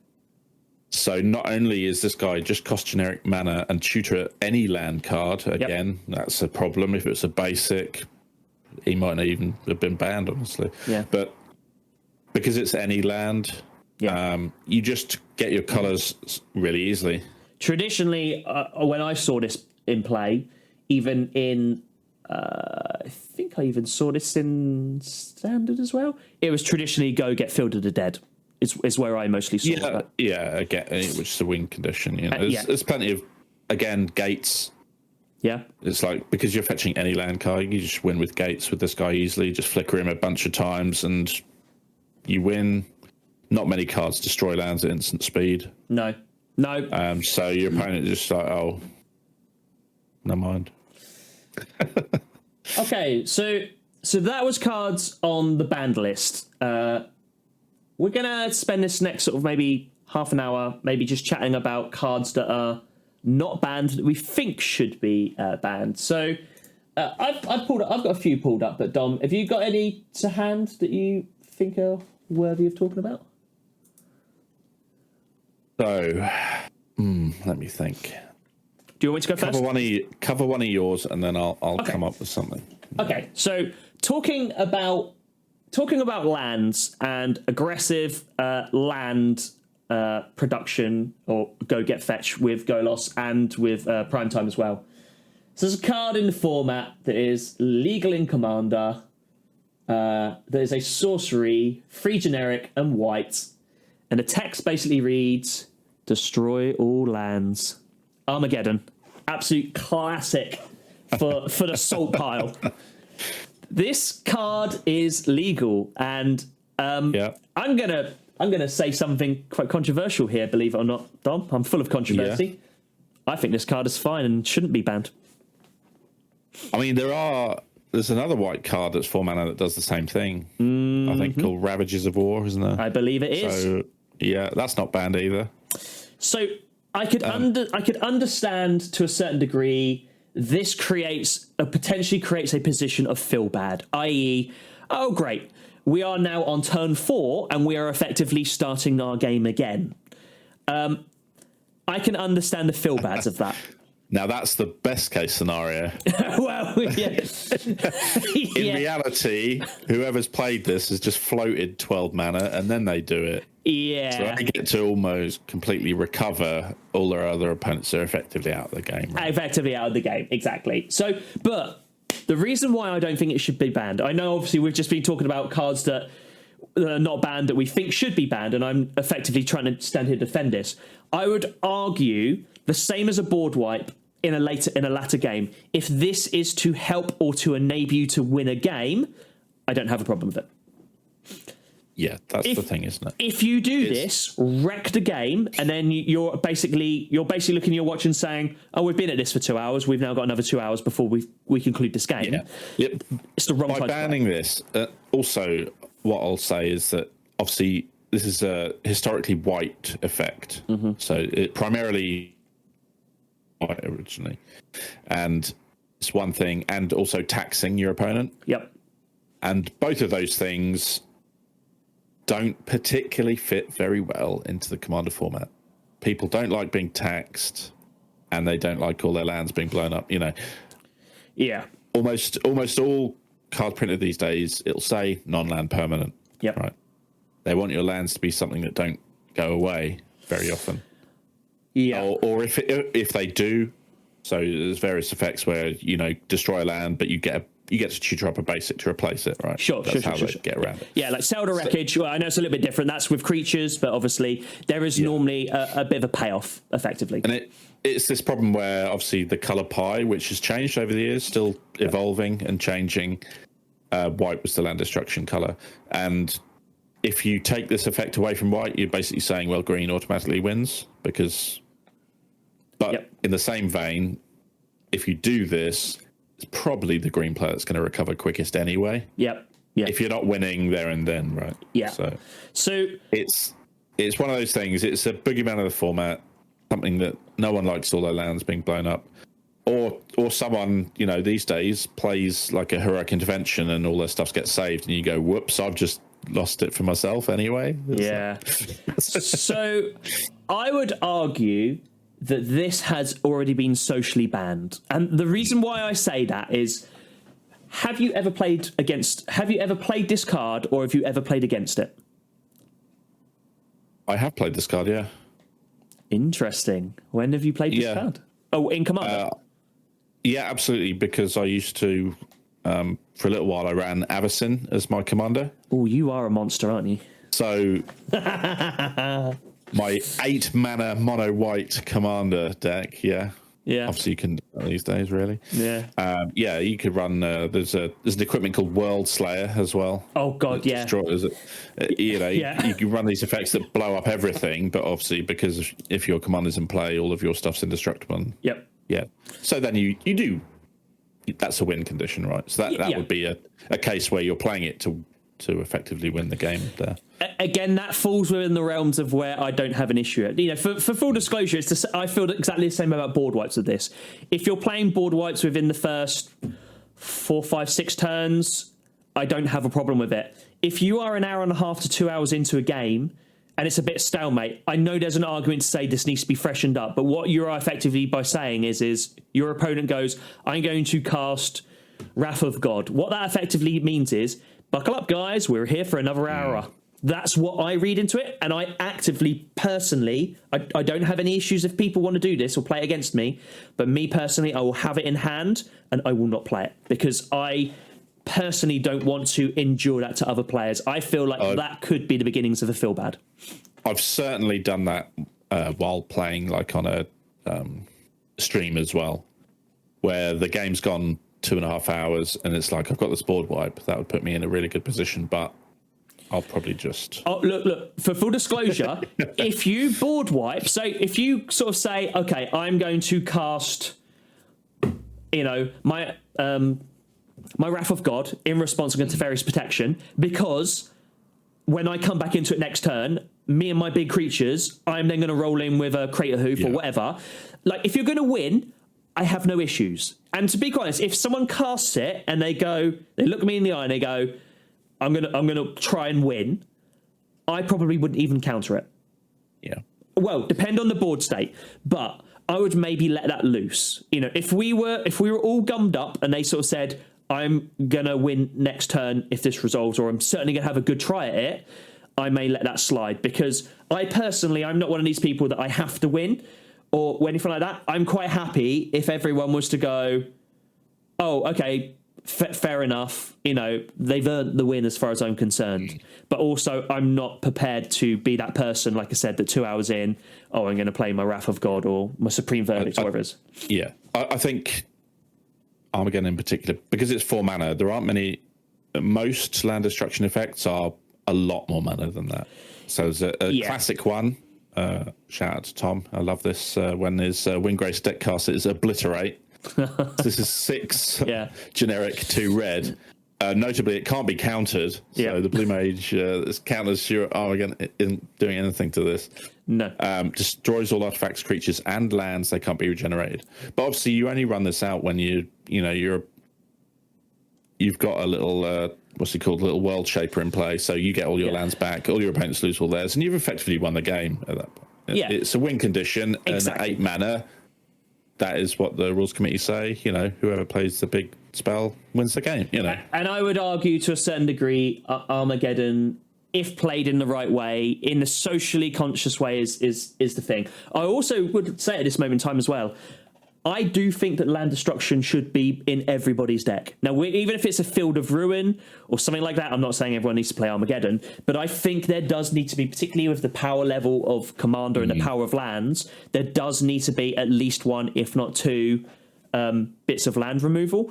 Also, remember that there are cards that say target permanent. Field of the Dead, a prime example. Yeah. But what I'm saying is there is removal spells. So I saw one earlier. Actually, I think it's here. Is it Generous Gift? Oh, yeah. It's target permanent. Yeah. You know, so you've got forms of removal, and that's flexible removal, because that could be land, that could be their commander, creature, enchantment, or artifact, whatever. It doesn't really matter. But I do like to try and build all my decks with a Field of Ruin effect, because I do think that it's really handy, and it's fair to a certain degree, because I'm going to destroy your Guy's Cradle that is it's giving you a horrifically large amount. Yeah, but talk about cards that maybe should be banned. Yeah. Well, maybe we'll come to that in a minute. But at least then it says they can then go get themselves a basic land. So do you know what I mean? It's a 1-for-1 land, and that's why I think it's fair, and I also encourage people to build into decks, because I think it's a really good way of doing it. Anyway, that's land destruction. Talk to me. What would be your picks? It's an interesting one. I would say things that give you such a massive mana advantage that, this is part of the format philosophy of Commander, is that it's social. This is what the reasons they give for the ban list. It's creative, so it's creative expression. You can have some random cards in there, and it's stable. So basically, they won't make changes unless it's absolutely necessary. Sure. And part of it, one player gets so far ahead that the game is effectively over. Everyone else is kind of, like you say, checking their phone, just waiting for that player to win, because they've either got way more mana than you, they're drawing way more cards, and that's how you win a game effectively. Sorry, which card was this? Sorry, just as you said it just bleeps a little bit. I'll talk about Gaia's Cradle in particular then. Gaia's Cradle, okay. Yeah. I think it's a good shout, because this is a classic example about old Magic coming back. So traditionally, when you speak to particularly modern, I don't mean modern as in format, but I mean modern as in newer players, there is a general understanding with old cards, they are either horrific or busted. And I think this would be a prime example about the more towards the busted more so than horrific. But anyway, go on, talk to us about it, Dom. Tell us about it. So, famously, this taps for 1 green mana for each creature you control. Mm-hmm. Yeah, it does. Because green needed the help. Oh, of course. Yeah. Famously, Tolarian Academy, which is the artifact version of this land, is on the ban list. Yeah, this is interesting. I was going to bring this up. I was going to bring that up. So Tolarian Academy, you tap. It's a legendary land. You tap, add 1 blue to your mana pool for each artifact you control. Now, the reason they give is obviously it's a lot easier to play a lot of zero-cost artifacts and get more mana early on. Yep. As I say, actually, in green, it's not that difficult to get creatures. Lots of creatures early on. No. Birds of Paradise, Elf Effects. Little mana docks. Yeah. And then suddenly you're getting this Gaia's Cradle that's tapping 3, 4, 5 mana pretty early on. I would say just about as early as a Tolarian Academy would be getting online in green. I agree to a certain degree. Actually, I would argue a Gaia's Cradle might be a bit more aggressive. I could be wrong, but I just think in general gameplay, yes, you do see mana rocks, but I think what I particularly see a lot of is mana dorks and small creatures. So I would kind of argue that you could probably get more value off the Cradle. But anyway. Yeah, so obviously these cards, there's one Serra's Sanctum's tap, you get one more for each enchantment you control. That's not banned either. Yep. But it is a lot of money if you want to buy one. So that is what might be what's restricting some of these cards. But also in Ixalan, they printed the flip enchantments. So there's the enchantments that if you fulfill a criteria, they then flip into a version of these older lands. Yeah, I like these a lot. Yeah, so there is one that flips into a Gaia's Cradle, and there is actually one that flips into a Tolarian Academy called Storm the Vaults, but that is a 4 mana enchantment. You then have to, if you've got 5 more artifacts, it then flips into a Tolarian Academy. Yeah, but that's not difficult to achieve. But it is turn 4, not turn 2 or 3. Yeah, there is that as well. But I think. Yeah, Gaia's Cradle is the easiest, I would say, on a par with Tolarian Academy to get online. Mm-hmm. So that puts you real far ahead. Are you calling this one? Are you calling this one needs a little ban then?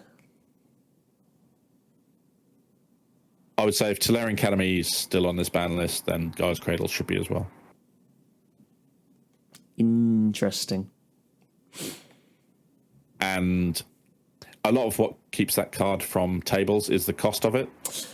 Yeah, so this is the side. This is the side of things. I have a little bit of an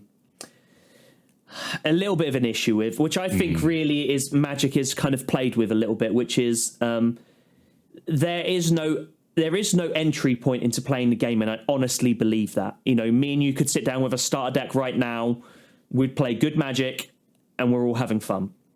The issue is when you start playing Constructed and you start looking at cards, particularly like this. I'm just looking currently on like a Scryfall, so the costings will be world off. But you've got anything here. I mean, just an Urza Saga version of this is, you know, the best part of $800. A Judge promo version, you're looking nearly $2,500. You know, not everybody's got that sort of money knocking around. I mean. And that's the problem. I mean, what you're effectively doing is you are, I would arguably, let's say, you're soft banning it. Now, I know there are arguments that you could sort of say, well, it's a social game.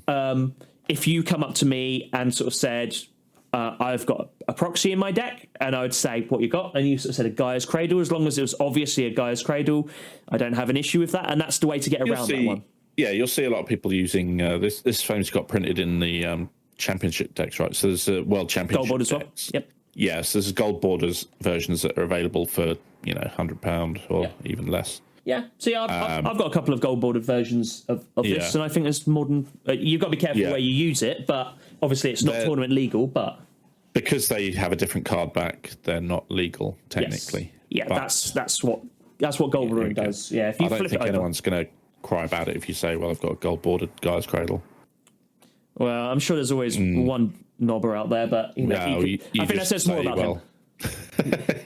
No, well, it's nice and easy. All you do is you push your table back and you go, all right, no worries, and you walk away. Because I'm pretty sure if you go down to the next table, they'll be like, yeah, no worries.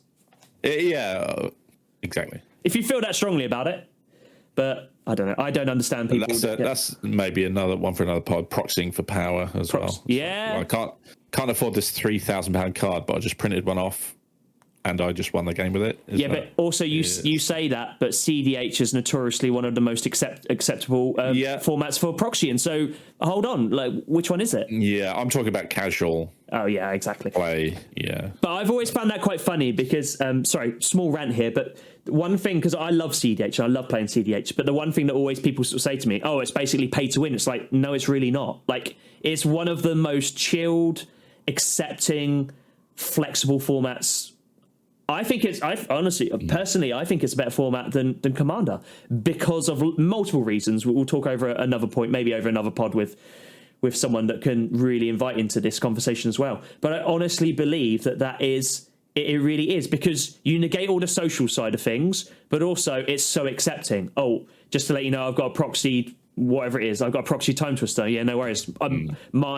My Gaia's Cradle and my Sarah Sanctum is proxied. It's all good. Like that's the thing. You know, do you know what I mean? But anyway, we'll push that to one side. That's for another topic, maybe. Yeah, maybe we can talk about that on another pod. Yeah, no, we'll maybe we can get someone another CDH player in, and we can grind down into that. That'd be really nice, actually. I'd enjoy that. Very much so. Talking of CDH, actually, I am looking forward to later on in the year going off to the European Championships in Lisbon. Yeah, nice. I am looking forward to go hang. Are you playing? Or are you going for coverage? No, I'm going to showcase and to spend some time. The UK CDH scene is really, really cool. I've met a few of them already and spoke to a few more on top of that. They're really cool guys, and I'm looking forward to go hang and play some games with them. But I'm also looking forward to go watch CDH live. You know, I love playing it and I love watching it, so I'm gonna have a fun time of it either way. But yeah, maybe I'll have a chat with a few people there, see what we can get a future guest on, sort of thing. Yeah. Sounds good. But I think you make a really good point with Gaia's Cradle and Tolarian Academy. You know, they are effectively the same card for different reasonings, and I think you make a very fair point. I really do. There is an obvious one to talk about, but actually, let's talk about another one, slightly more controversial one. What do you think about Sol Ring? It's currently legal in Commander. It's the poster child of the format. It really is. I think turn one Sol Rings often warp games massively. Mm-hmm. It puts you so far ahead that, again, you're creating a situation that they've said isn't conducive to playing Commander in the way that they want you to. You've got such a massive mana advantage. It's like suddenly your 4-mana Commander's down on turn 2. Everyone else has got 1 land, and you're like, oh dear. But because there's 3 opposing players, yep, you might end up getting punished for that Sol Ring at the end of the day. And again, I think that's where the social side of things come into it. You know, don't get me wrong, we've all been in games where it's turn 1, land, Sol Ring into another signet of some sort. And everyone kind of goes, oh, okay. And unless there's another player that does it, that can keep them in check or keep up with them, you do tend to find normally it becomes, okay, well, I'm going to play my 1/1 red creature with haste. Oh, well, you've got Sol Ring, so I'm going to attack you for 1. It's only 1, I get it, but it starts to nibble, and that continues and continues and continues. And, you know, threat assessment might not always be the best, and I can be guilty of this as well, believe me. But I do honestly believe most people can understand that a turn 1 Sol Ring, the threat assessment goes up significantly, and I think people punish in accordance. Yep. I mean, you can be punished for it as well. If you... I've kept a greedy hand with, you know, like 1 land and a Sol Ring. Oh, this will be fine. And then it gets blown up, right? Yep. So. Yeah. Well, because the problem is because of exactly the comments you've made, and you've made very, very fair comments. You know, there could be. Well, I tell you what. Let's bring us all back down. That's going to be a turn 1 Vanderblast. Yeah. Oh. Bye, Sol Ring. Yeah. It's not a bad use of 1 mana. Or there's lots of other, like, you know, there's lots of other artifact removal, or, you know, that sort of bits and bobs. So you're dead right. Where to remove it. But yeah, I mean, if they're able to spend that mana immediately, yeah, it might be too late. I tell you what this always reminds me of is I was once playing I was just playing some. Well, it was high level casual Commander, so it's high level. I just want everyone to bear that in mind. High level being the word here. And I was playing. What's that? I was playing with Joseph from the Arturia Guild, and he turn one soul ringed. To which I response to a mental misstep. Oh. And it was so funny because he was like, "You what?" And I was just like, "Yeah, that's been counted, mate." Brutal. Yeah, you can be punished for it. But exactly. There are cards out there. If we talk about Soul Ring, you've got to talk about Mana Crypt and Mana Vault, all these kind of fast mana artifacts. Again, I think these all fall into the same type of ilk. I personally, Mana Crypt is a really good example because this is a 0 mana. It's a 0 mana version, but more importantly, it's got some important text, which I think keep it slightly a bit more in check, which is at the beginning of your upkeep, flip a coin. If you lose the flip, Mana Crypt deals you 3 damage to you. So I've seen people die to this before. I have died. I've died to a Mana Crypt. It's definitely one of those things. And, so there's a bit more risk reward to this. Don't get me wrong. I would pay 0 mana for a Soul Ring all day, every day at the risk of flipping a coin and taking 3 damage because aggressive mana it gives you over the course of the game is insurmountable. You start with 40 life, my dude. Do you know what I mean? Like you've got to lose a lot of flips before this thing kills you. Like I sort of said, more importantly, when you've got that aggressive amount of mana, people tend to attack into you. They want to get your life total down, and then they let it go into the laps of the god, which is always the best thing. People put you down to that's all right. I'll put him down to 3. It's fine. I'll let Mana Crypt do the rest. Yeah. Would you play this in a 20 life format? Probably. Yeah. Yeah. I mean, the problem is realistically, you've got to remember. So with a 20 life format, we're talking about a 60 card format, aren't we? Or 60 or 40. So you're trying to do it quick. You're not really looking at potentially long, mid or long games unless you're playing control. I would arguably say you maybe wouldn't play it in those type of things. You're trying to go long. But equally, if your opponent's playing it and you're trying to go long, that's maybe not bad. But that is an aggressive... If you're playing aggro or something, it's fine, right? Well, 2 extra mana a turn at the risk of a flip and 3 damage... That's a big advantage. I'd still be playing it. There'd be an argument. I'd still be playing it. And to be quite honest, I'm just looking now. Mana Crypt, interestingly, is banned in Oathbreaker, is restricted in Vintage and banned in Legacy. And it's not legal in Modern. It's never been legal in Modern. So, it's a commander card, effectively. Yeah, I mean, look, it's the same as with a lot of Vintage. So it's the same as with a lot of cards that are banned or restricted in Vintage. They're banned and restricted for a good reason, because they're very good. And this is a prime example about it. Now, Mana Vault, I think, is probably the worst of the 3, because argument you have to. So it's a 0 mana, and you can tap it for 3 generic mana. But the important thing is that when it comes to your untapped step, you can't untap it. You have to pay 4 mana to untap it. So you're always having to put more into it. But what I would also argue in the right deck, so any of my artifacts decks, this works really nicely because you've got creature cards that says tap this creature to untap another artifact, or you've got other effects that do that, or you've got cost reduction. So I think if Soul Ring was banned and Mana Crypt were banned, we would be having this conversation about Mana Vault. Maybe. It's the next best. Personally, I still think this goes down in levels. Soul Ring, okay, is 1 mana, but still one mana for 2 generic. You're an advantage, effectively. You're already at an advantage, and then you're always going to be at an advantage every single turn. So, if anyone was going to catch a ban, I would argue it's probably going to be Soul Ring. I personally don't think it should be, for full disclosure. But Mana Crypt, you've then got the jeopardy of the flip. It can be doing you damage. I know there is an argument of, in a 40 life format, that's not a big issue, but it becomes a big issue around turn 10.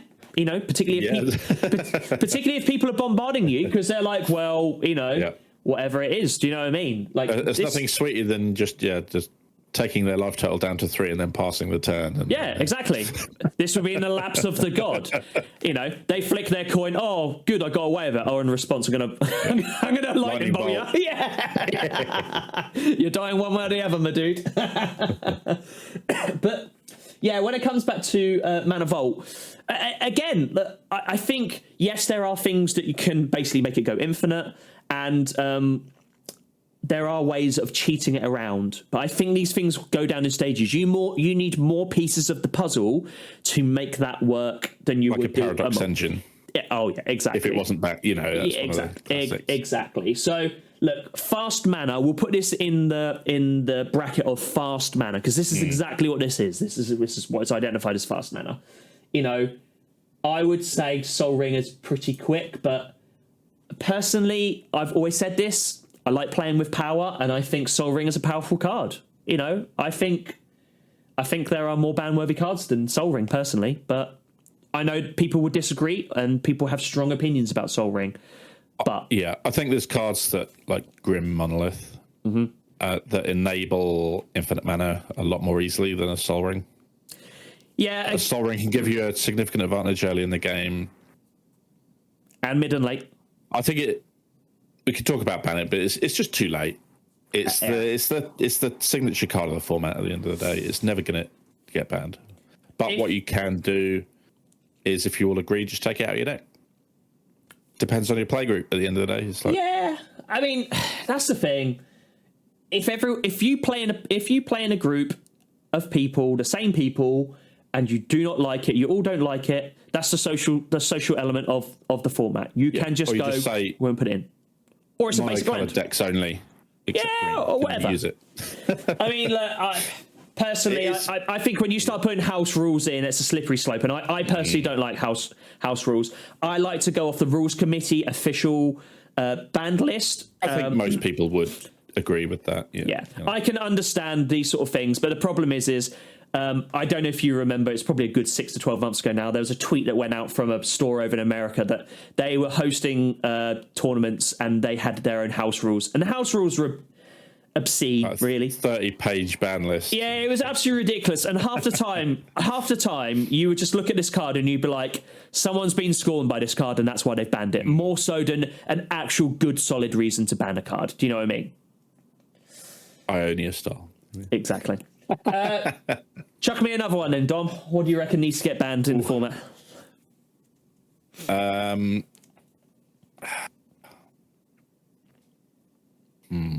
It's an interesting one. I'm all for less bans overall. I'm the same. This is the problem. We needed a guest on that is pro heavy bans, really. But go on, Carol. I think there will always be a best card. You know, it's like so famously Flash got banned for effectively the benefit of the CDH community. Yep. Mm-hmm. And, you know, it's basically been replaced by Tassa's Oracle, hasn't it, effectively? Pretty much. The premier win con. Yep. And there will always be an optimal way to win, no matter how many bans you layer on. So I agree. I think the less bans, the better. I think there's a lot of cards on this ban list that could probably come off these days, given the speed of the format. I agree.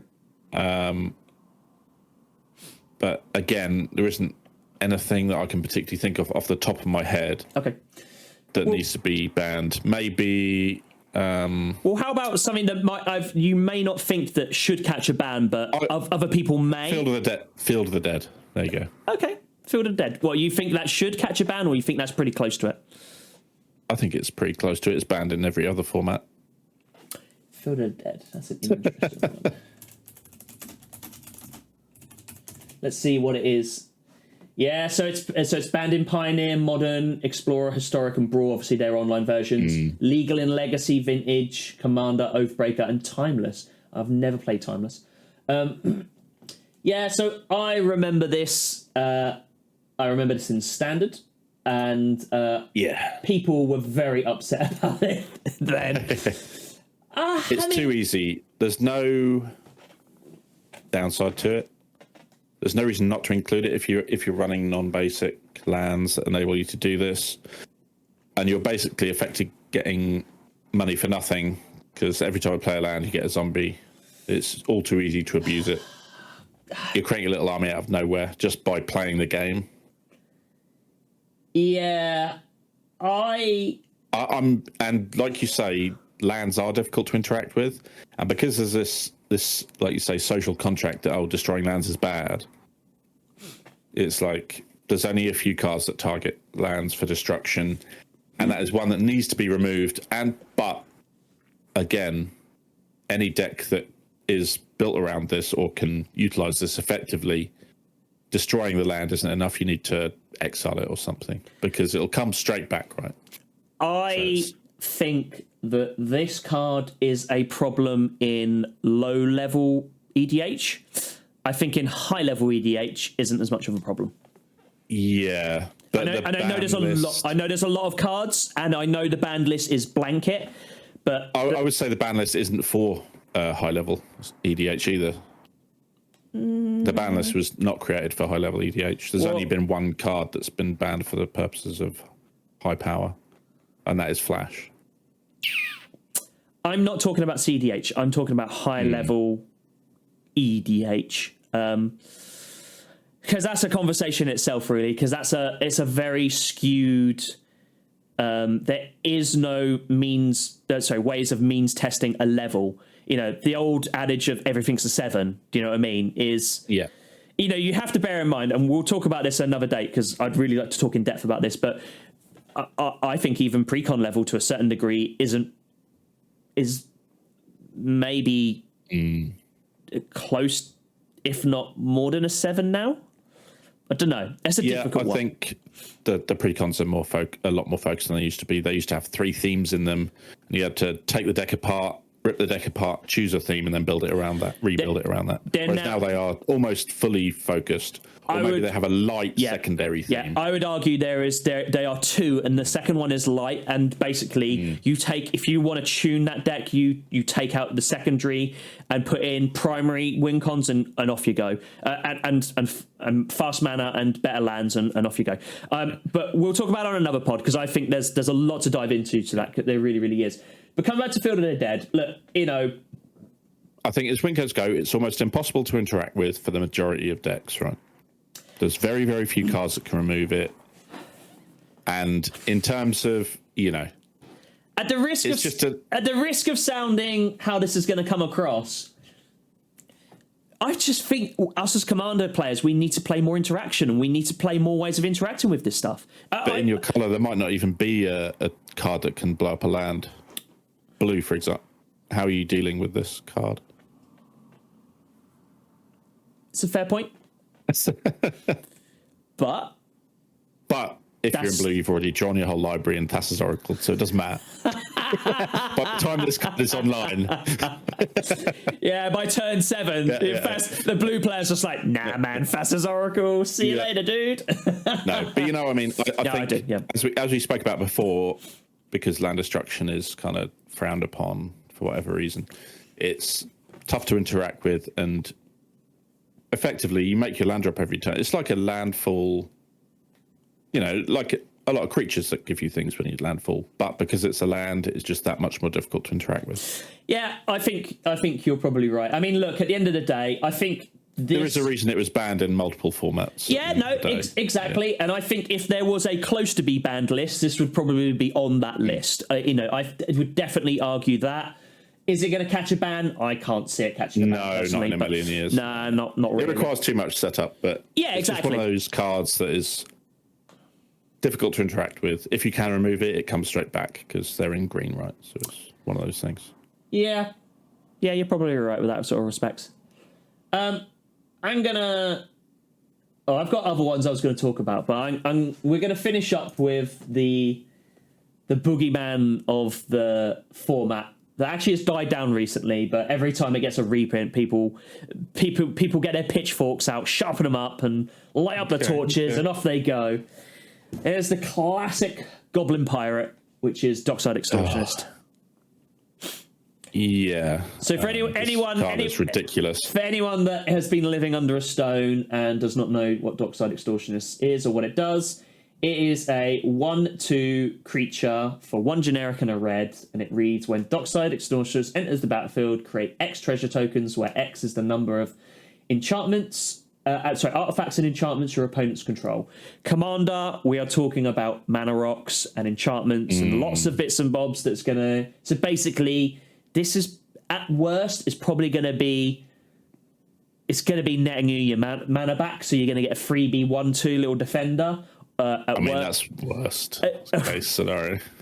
Best case, I guess, for your opponent. Best case for your opponent is what I meant. But in terms of your worst case, I mean, this is easily flickable. This is relatively easy to protect. You know, if I'm playing against my good friend Dom here and he's playing an artifacts deck, oh boy, has Christmas come early for me. Yeah, exactly. Yep. Yeah, and it doesn't matter how aggressive your banned Tolarian Academy is. Do you know what I mean? The problem with this, obviously, you can create, because you're netting positive mana, you can create sacrifice loops, and effectively it's just a way to create lots and lots, if not infinite mana. Yeah, I'm just trying to think. Would this... So, like, Timur Supertooth is a classic interaction with this card. Yeah, Timur Supertooth is great. Yeah. So basically, you just need to net. You need to be able to net 6. Well, it's 6 because you need to play it, and then the 4 to flicker it, and then you're off. You're off to the races. I'm just trying to think. Actually, would this interact with Lurus from the graveyard? I can't remember the exacts on Lurus. Because I know Lurus... I can't remember if Lurus's power or toughness of... Yeah, obviously he wouldn't be your commander because he's... the Dockside is in red. No. But what I'm meaning is like, with something like that, you could sacrifice it, bring it back with... That's just infinite mana right there, or infinite treasures right there and there, I think, isn't it? Yeah, so... If you had Lurus in the 99, presumably he's not going to be a companion, or your whole deck would have to be mana value 2 or less. Yeah. And he's outside of colour. But it's basically, once during each of your turns, you can cast a permanent spell with mana value 2 or less from your graveyard. Yeah, so you'd be able to cast this from your graveyard. It's once per turn, but I mean, if you're doing that once per turn, that is quite an aggressive amount of... I mean, obviously, there's far easier ways of like I said, an ephemerate works fantastic on this. Yeah, again, if you're creating like sacrifice loops, you can sacrifice Lurus and then... Rinse and repeat. Yeah, you go round and round and round. Yeah, exactly. You're on the merry-go-round and off you go. Look, from my perspective on this card, I know it is aggressive value, and it is a very, very good card. This was another created for Commander card, notably. Yeah. I think, notably, actually, this was introduced into a precon. Yeah, exactly. First into a precon. Actually, sorry, just repeat that. You just blinked at that moment in time. Yeah. So this was in a Jeskai precon, which I actually picked up, and though the deck itself was decidedly average, obviously I managed to get a Dockside out of it. So there we go. Well, we can talk about that in a precon episode as well, because I think that's a really good point. It's talking about reprints and all that sort of stuff. And nothing frustrates me more when you hear someone, "Oh, I brought this just so I could get this card," and you're like, "I get it, but anyway, we'll come back to it another time." Look, I think this is probably the closest thing I can think off the top of my head that's probably on the naughty list. You know, is Santa going to strike this one off? Maybe, but is it actually going to happen?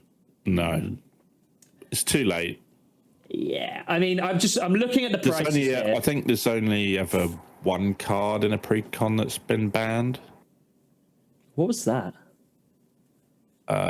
It was in the mono blue deck, I think. Oh God, yeah. I've closed my browser with the ban list on. That's fine. Be able to tell you, it's fine. Don't worry about it. But look, I think there is something that brings us full circle to the bans we were talking about earlier, particularly in Modern with Mardu. You had cards that were worth decent money that's been banned, and the prices just crash. I hate to think what big drop of Mardu has been, but obviously it's been on the horizon, so people should have roughly known what's happened. Look, Dockside Extortionist at the minute, you're looking anything from like $80 to its lowest to nearly 170. Is it really that much now? Wow. Well, so that's I want to make this nice and clear. That is Scryfall So it's not, I wouldn't say would be the closest to the monetary value of it all. But still, that's a lot of money. So what's happening? Needs reprint. But they keep reprinting it Mythic. This is, again, another problem where it's printed at Rare, I think, originally. Yeah, it was originally... Well, it was in a pre-con originally. Yeah. So the supply was as many decks as there was. But now they reprint it, but it's a Mythic, a Chase Mythic. Yeah. So it doesn't affect the price in any meaningful way. I think what you've kind of got is something very similar to a certain degree as what happened with Ragavan, although Ragavan has now basically been artificially rotated out of the format. So... your feel bad is still there. Do you know what I mean? Go Bowmasters. Yeah, exactly. Well, that'll probably be the next one. But anyway, look, I think you're probably right. I personally am glad they didn't ban this. Like we've both discussed here, I would like to see that banned list as lean as possible. I believe in cards that should be played with. I can understand certain cards and why they are banned, and it makes perfect sense. Some of the ones we've already discussed. Yeah. I'd argue Golos is probably on that list for good reason for the discussions we've made, although I made a pitch for it for the reason why not necessarily. But I think cards it's just too generically good at the end of the day. Yeah. I think if his mana cost was Wooburg, again, he might not have been a ban. I mean... you'd maybe argue it's not even particularly... it would be playable, but would it be a mainstay of the 5-colour commanders? Maybe not. I don't know. It's difficult. But I would probably argue what you said earlier is really hit the nail on the head, which is if they ban Dockside Extortionist, there will always be another card in the slips ready to catch a ban in this format. I think Dockside is a symptom of, at the time, they were trying to bring up red and white as colours. Yep. As mono colours, like say, mono decks are quite popular now. But obviously, you are putting yourself at a disadvantage, right? Particularly if you, So I know the one thing when I started Magic, one of the first things I got told, because I was looking at a standard pre-con which was mono white, and I got told straight off the bat, it's currently one of the weakest colours in the format and has been for a while. Yeah. And that has changed, but there's always... It's interesting. White Weenies obviously is normally quite powerful in standard, whereas actually when you move that to a commander setting where it's just not... your 1/1 doesn't do much against 120 life of your opponents, right? Yeah, there has been some very good cards printed, particularly like in white recently. Like Esper Sentinel, I think is a great addition. Like that's White's draw. The trouble is, like all these cards, because it's not double white or something like that, everyone gets their sticky paws on it. Yep. So it's not just a white card, it's like Esper. Yeah. Well, also as well, like, so there is an argument that there is too much treasures and treasure focus in the format as well, which basically means, well, I can splash this in here, and if I don't get my white mana, it's not end of the world because I'll just use my treasure. So... that's a loose argument. It's a very loose argument, but maybe there is something to be sort of said for that. But White has definitely sounds like an episode on Treasure and Ward needs to happen at some point. Treasure and Ward, yeah, yeah. I know how that's going to end up, though. That's absolutely fine. But yeah, we could definitely do something like that. But yeah, look, I think that's possibly one of the closest at the minute that would catch a ban if it were to. I don't think it's going to personally, but I don't know. It's one of those things. It's fine in probably a mono red deck. It's where you've got a, Timur deck that can blink it. This is where the problem lies. You have these individually powerful cards that are created to bring a colour up to scratch as a mono, and everyone else just, abuses them. I must admit, talking of abuse, one of my favourite plays with a Dockside Extortionist has been play a Sorin half with it, which is a card that basically means you get 2 of them for the price of one. But, I love Sorin half, Sorin half for Dockside Extortionist was chef's kiss, man. It was beautiful. And I got a lot of treasure out of that as well. It was beautiful. I think that was in my Corval deck. Actually, I might have been on a stream. Either way, it was glorious. I love it. Yum, yum, yum. Dear, oh dear. Look, Dom, I feel like we have had some pretty good discussions on bans tonight. I've really enjoyed it. I think what we've basically come to the conclusion of is we probably needed a guest. We need a guest on that is pro bans to really get both sides of that. So that might be something to look forward to in the future. There's plenty of plenty more cards on that ban list we can discuss, and plenty more cards we can talk about the potential of bans. So that might not be a bad idea. So if anyone in the comments, if you can think of anyone in particular that you'd like to get us on and talk about the other side of the bans, you know, someone that was pro bans, you know. Whose commander's upset you enough that you really want to ban it? Yeah, exactly. Probably Italy. Yeah, probably, yeah. Yeah, you'll get even more salty over that one then, won't you? But yeah, look. Be upsetting. Oh, yeah, I can imagine. To be fair, I like playing Italy as well, so I'd be upset for it as well. And for the record, I don't think it should get banned. Look, I hope everyone has enjoyed this episode, this banning special episode. I've certainly enjoyed talking about it. I hope you have as well, Dom. Just, you know, we only touched on it earlier, but just, you know, what are your thoughts on the new podcast name, the Omen Path Podcast? We really like it, and we hope you guys do. I know there's going to be a point of adjustment. I know there's going to be a time when I go to record the intro and say, hello and welcome to the MTG podcast, because that's the way I run. But yeah, look, you know, what do you guys think about the new podcast name? We'd be interested in your feedback. And as always, you know, we're always interested to see what topics you want us to talk about. And if there's a guest in mind that you can think of, you'd like to invite us on, you know, feel free to send us a message or tag them on the socials and say, hey, you know, these guys are the Omen Path podcast. You know, we'd like to see you on there. Get in contact. You know, whatever works, eh? But look, Dom, yeah, good first Omen Path podcast. What are your thoughts? I think so. Yeah. Hopefully we won't get banned. Hey. Wait, whoa. Hold on. Yeah. We haven't been that controversial now, have we? No, it's really good. And yeah, I'm hoping everyone enjoys it. And yeah, we'll see you again soon, hopefully. Yeah, guys, we'll see you in the next one. All the social stuff as always. And yeah, we've got plenty more up and coming, actually. We've got a busy schedule for the podcast. So we've had a bit of time off, but we're back to it, and we're back to it in a fast old way. So hopefully you should have something a bit more consistent. But anyway, thank you guys for listening and watching if you're on the YouTubes, and we look forward to seeing you next time. See you later.